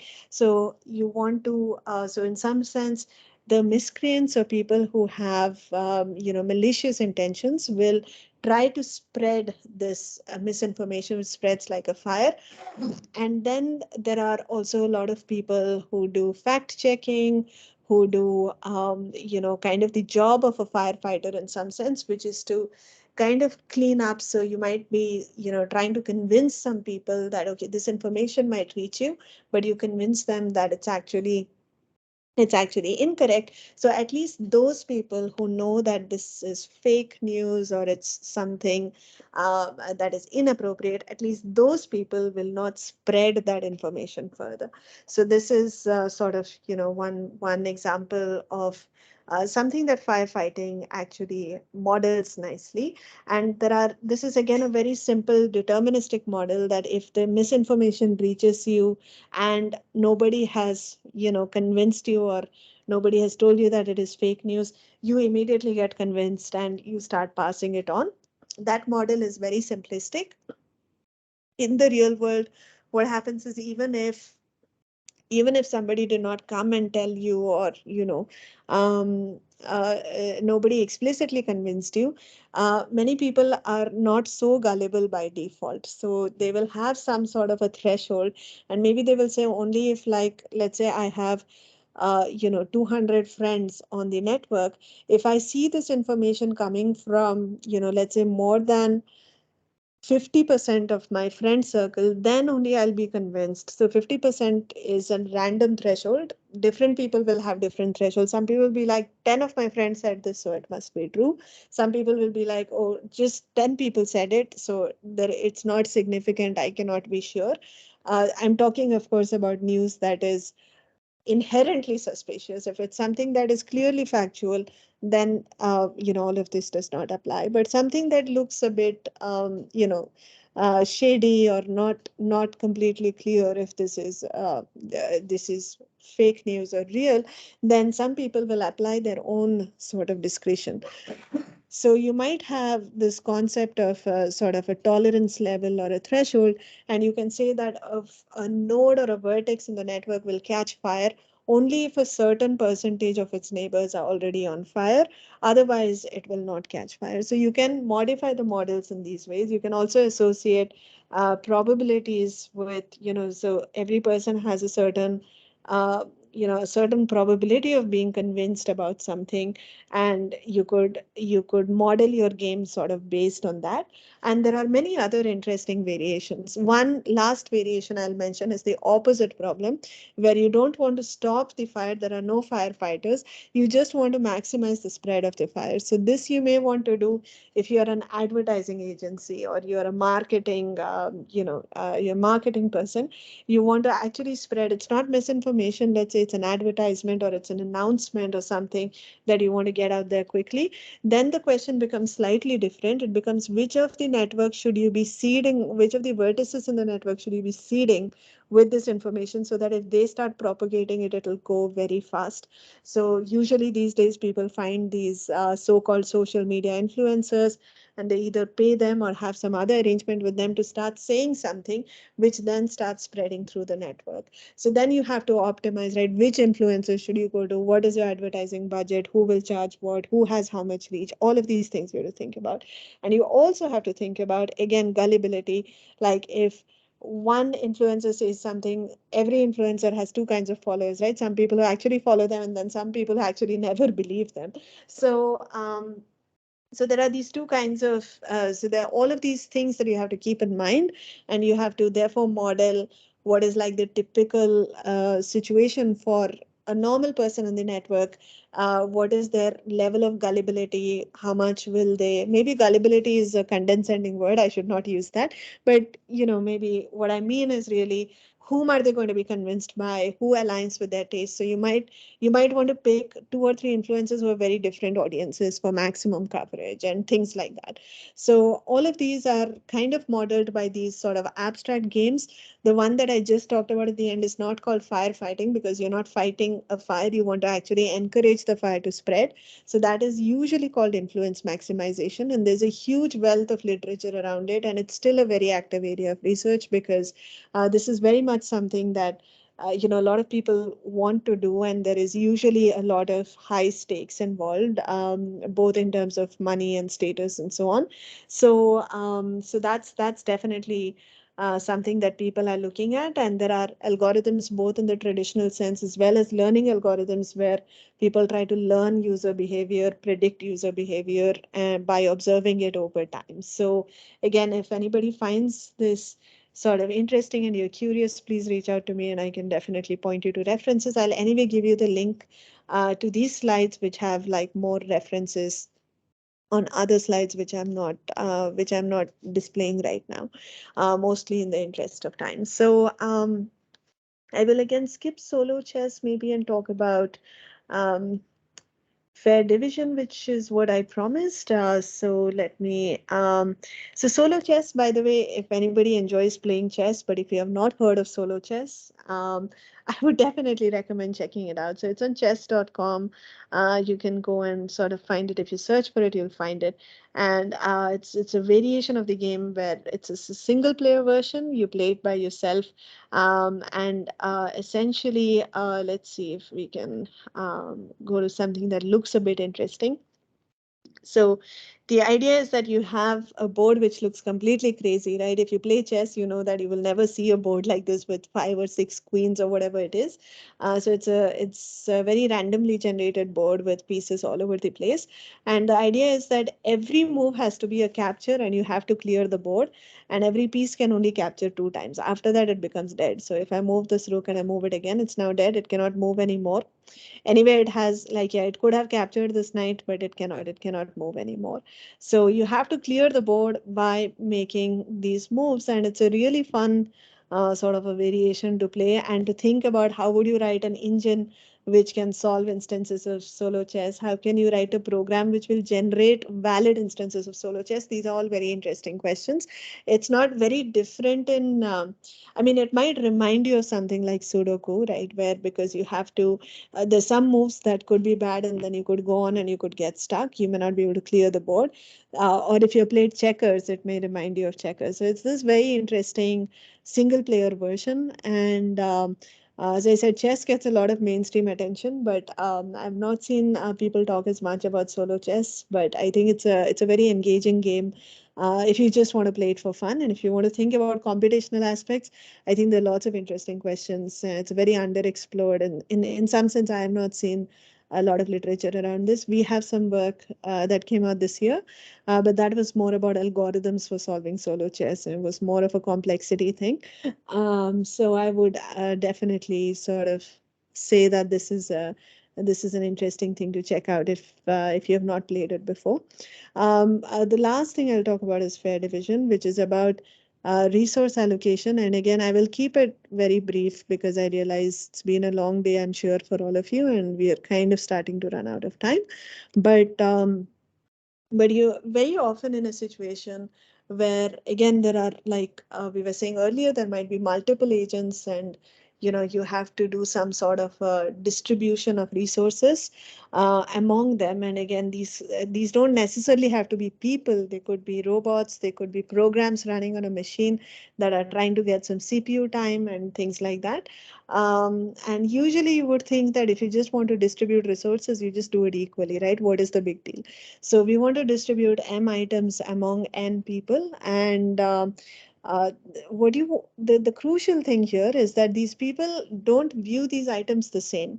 So basically, for instance, here's this girl who doesn't really like this particular bouquet of flowers. Here is somebody who really likes this piece of cake.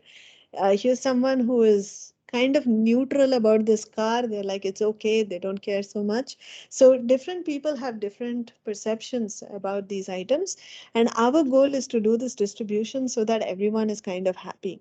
So intuitively, a good situation is if everybody likes different things, then you can just say that, okay, you take whatever you like and there is no conflict. But unfortunately, this may not always be very feasible. And we also have to really think a little bit about what it means to make everyone happy. So let me just formalize the language here a little bit. Basically, we want to compute what we want to come up with is sort of an allocation of items to people. So this function goes from A, which is the set of agents or people, to subsets of R, which is essentially resources. So the idea is that every agent gets some subset of items, okay? And we don't want anybody to share items. We also want every item to go to somebody. So essentially, what this pie is a partition. And these preferences are typically given by something called valuations or utility functions. I mean, I'll just say that, okay, we want to stick to simple valuations where every person will simply say, do you like something or do you not like something? But in general, your valuations could be anything. They could be any numbers, really. You could say, I value this car at 10,000. I value that bouquet at 3,000. Or maybe less. It's a bouquet, so maybe I value the bouquet at 100. I value the cake at 500 and things like that. So whatever your units are, these could be random numbers. But sometimes you just keep it really simple and you say that for every item, I will just give you a thumbs up or a thumbs down. I'll say either I like it or I don't like it. That's also fine. So that's what it means when we say that agents have preferences. And for the same item, it could be, let's say it could be something like strawberry cake. I could say that, it's a thumbs up. I like strawberry cake. And you could say it's a thumbs down because you don't like strawberry. So the same item could have a different preference from me and a different preference from you. And this is kind of crucial to the setting. And that's how kind of the real world works, right? Not everybody agrees on everything. And so the valuations are going to be different. We are going to make this assumption that if you have some values for the individual items, if I give it to you together, then your value for the whole bundle is just the sum of the values that you have for the individual items. So if I value the cake at 1 and the bouquet at 1, then my value for this overall bundle is 2. Okay, so actually there's a bit of a typo here. This should have just been R201, not 2 to the R201. So every basic resource, you either give a thumbs up or a thumbs down. For the subset, it will just be the value of the subset will be the number of items in it for which you gave a thumbs up, which you like. The most interesting question is, what does it mean to make everyone happy? This is not clear. And this is this whole area of research. Several books have been written about it, just discussing different notions or different ideas of what it means to model happiness among people, or what it means to satisfy everybody, whatever word you want to use. So I will just introduce here one simple notion that is kind of an interesting one to keep in mind. So let's say that somebody got this bundle, which is a cake and soup. Let's say you've gone to McDonald's or something, right? And you ordered cake and soup and it arrives at your table and you're pretty happy. But then somebody else comes with their order and you look over their table and you see that, oh, they have like this nice hot cup of coffee. I realize that I'm kind of talking to you when it's close to dinner time. So sorry for all the food examples. But let's say that on the next table, there is somebody with a nice cup of black coffee, a packet of French fries and burger. And then what happens is you see what they have and then you immediately start regretting your order. You realize that somebody else is better off than you. You seem to like what they have more. So this situation is, we literally use the word envy to describe this situation. What you're feeling right now is envy towards the person who is on the other table. So if you value somebody else's bundle more than your own, okay, then you envy that person. And it's possible that that other person, they don't like their bundle as much as you like theirs. Okay, that often happens, right? We always say the grass is greener on the other side. Okay, so so you might say that, oh, this guy is having such a great lunch, but maybe this guy got burger because by mistake, or because that's all that he could get quickly and he's in a rush and maybe he doesn't like burgers at all. But your perception, your worldview is that that is something you would have really liked, and now you're feeling bad that you did not order it. And now, of course, you're full and you cannot change your order anymore, so that's why you're unhappy right now. So anyway, the point is that this scenario where somebody is getting something that is better than what you have is called is called a situation where an agent is envious of another agent. And our notion of happiness is that we don't want any envy. So we want to come up with this allocation where nobody envies anybody else. Everybody feels like their bundle is the best, even if other people may not share that opinion. That is fine. As far as you are concerned, your bundle is as good as any other bundle. So you don't look at anybody and say, oh, I wish I had that bundle. Okay, so um, you want that sort of an allocation. Now, the only problem with this definition, although I think it is a very natural definition, the only problem with this definition is that you could have many situations where it is not at all possible to come up with such an allocation. So for instance, imagine that there was just one item. Let's imagine that there is some very expensive diamond and there's only one such thing. And then there are two people who desperately want it. This is the plot of many Bollywood and Hollywood films also, right? There's like a hero and a villain who both want this diamond. And at the end, only one person can get it. And the other person is going to be envious of whoever got it, right? So this is, it could also be, a love triangle also models the same kind of situation. So the problem with this definition is that it's a very ambitious definition. It says, oh, I want to make everybody happy by ensuring that everybody gets a bundle or they get something that they really like and they are not jealous of anybody else. But if you don't even have enough resources to distribute, right? Then what do you do? It may not always be possible to realize this definition. Computationally, the question you can ask is, given a set of preferences, given these agents, given these items, and given their preferences over the items, can you check if it's possible to, come up with an allocation which creates no envy? And if you're confident that there is no such allocation, then you report that by saying, no, look, there is no such allocation possible. So it turns out that even computationally, this is not a good definition, because it's, even if you have only two agents, it is still NP complete to compute an allocation which does not have NV, at least weekly NP complete, by which I mean that the hardness comes from the fact that these numbers, so it's not in the binary setting, but it's in the setting where agents can have arbitrary numbers as values for the item. So if you have heard of the partition problem, which is kind of a classic hard problem, you can take it as a cute puzzle to think about why coming up with an NV-free partition for two agents is really equivalent to the problem of partition. And it's intuitive also, right? Because in partition, if you know the problem, it just says there are n numbers.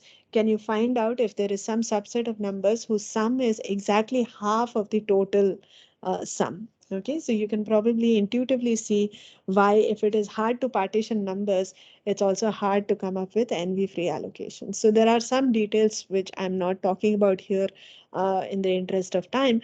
But very quickly, what I want to say is that because NV is such a natural notion, but it is also so aspirational, meaning it is hard to it's hard to achieve NV freeness. That's your gold standard, but it's hard to achieve it.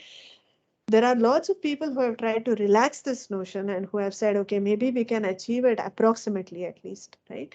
So one thing is maybe you allow for people to share items. So you do some fractional allocations. You say, okay, you keep half of the burger, I'll keep half of the burger, something like that.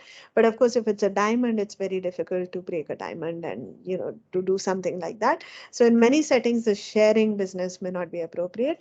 One relaxation is also to say that imagine that all the agents are connected by some social network. Okay, so in that case, we can relax this notion and say that the envy only comes if it is somebody you know. If it is somebody you don't know, then just because of lack of information, you may not envy somebody even though they have a better bundle than you, because you cannot see them, you don't know, you don't have enough information, you will not envy them.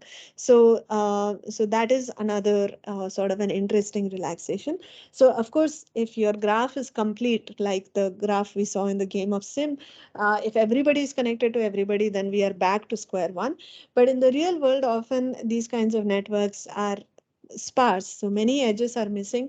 So it may be possible to come up with envy free allocations. That's what they're called, allocations where there is no envy created between people. It may be possible, you have a greater chance of coming up with them if you have like a sparse underlying social network. There are many other approximations of this concept of envy freeness, and I have a few more of them on the slides, but I think I will so just for terminology, this one is called local envy freeness. And I think the other one I said is like envy freeness with sharing. And there's also envy freeness with subsidy. You say that, okay, uh, can I bring some money into the system?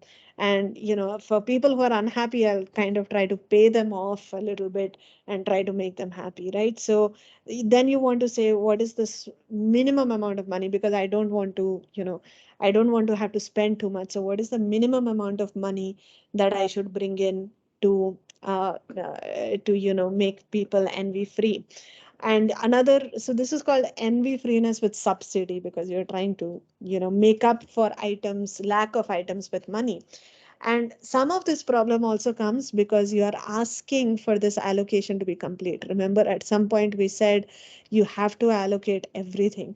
And this is also a bottleneck, right? So if I allowed you to make incomplete allocations, uh, then it's very easy, right? Because you just don't give anybody anything. Then there is no problem.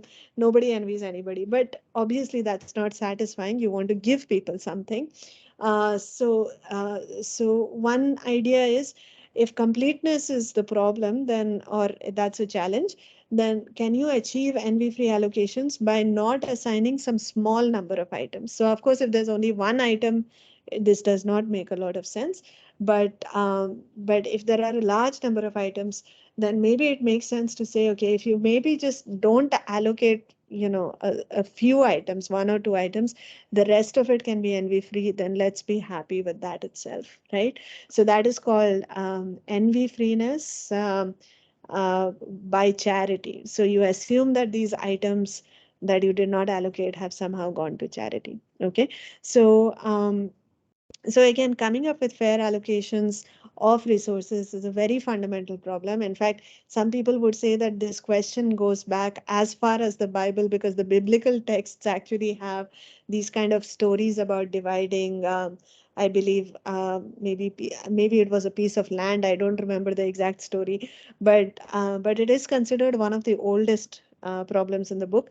But it's this interest from the computer science perspective, from the AI community, that is very, very recent. At least somewhat recent.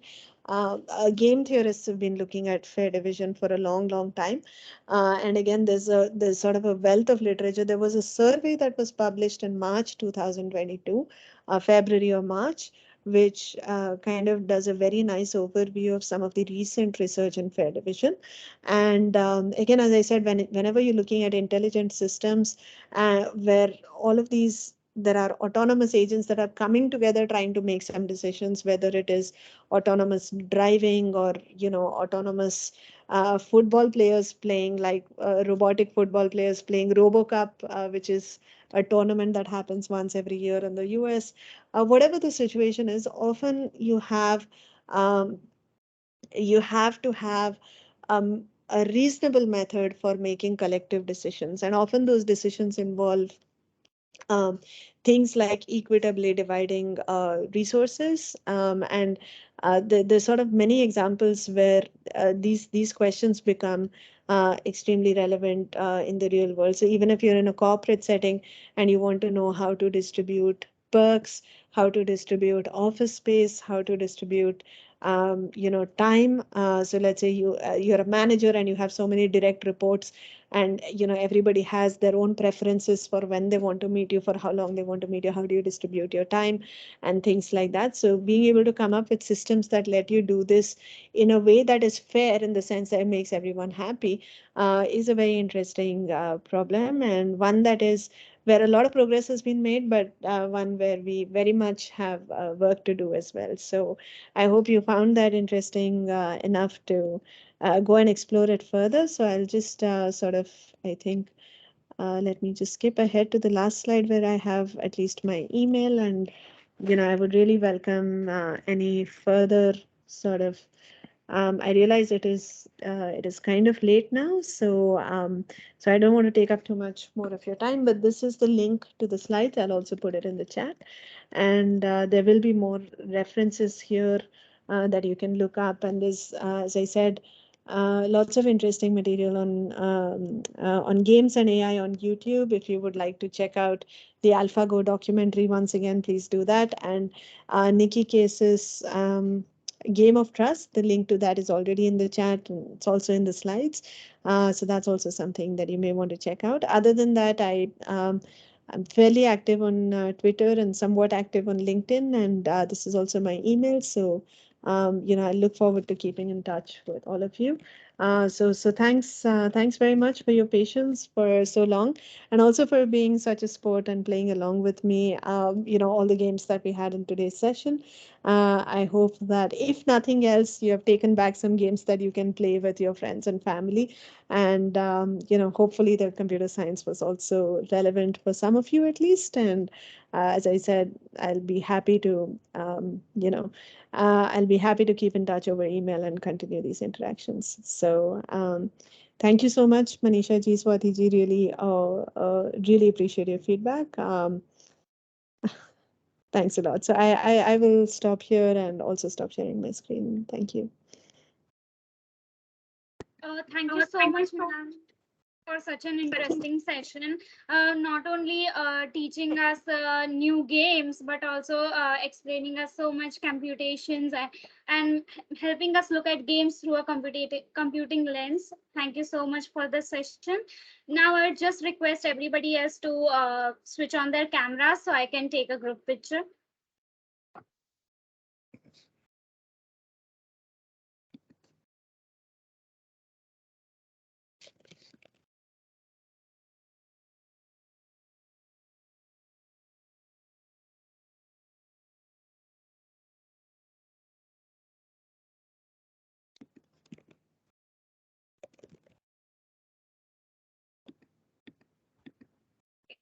Thank you so much again, ma'am, and thank you everybody for joining.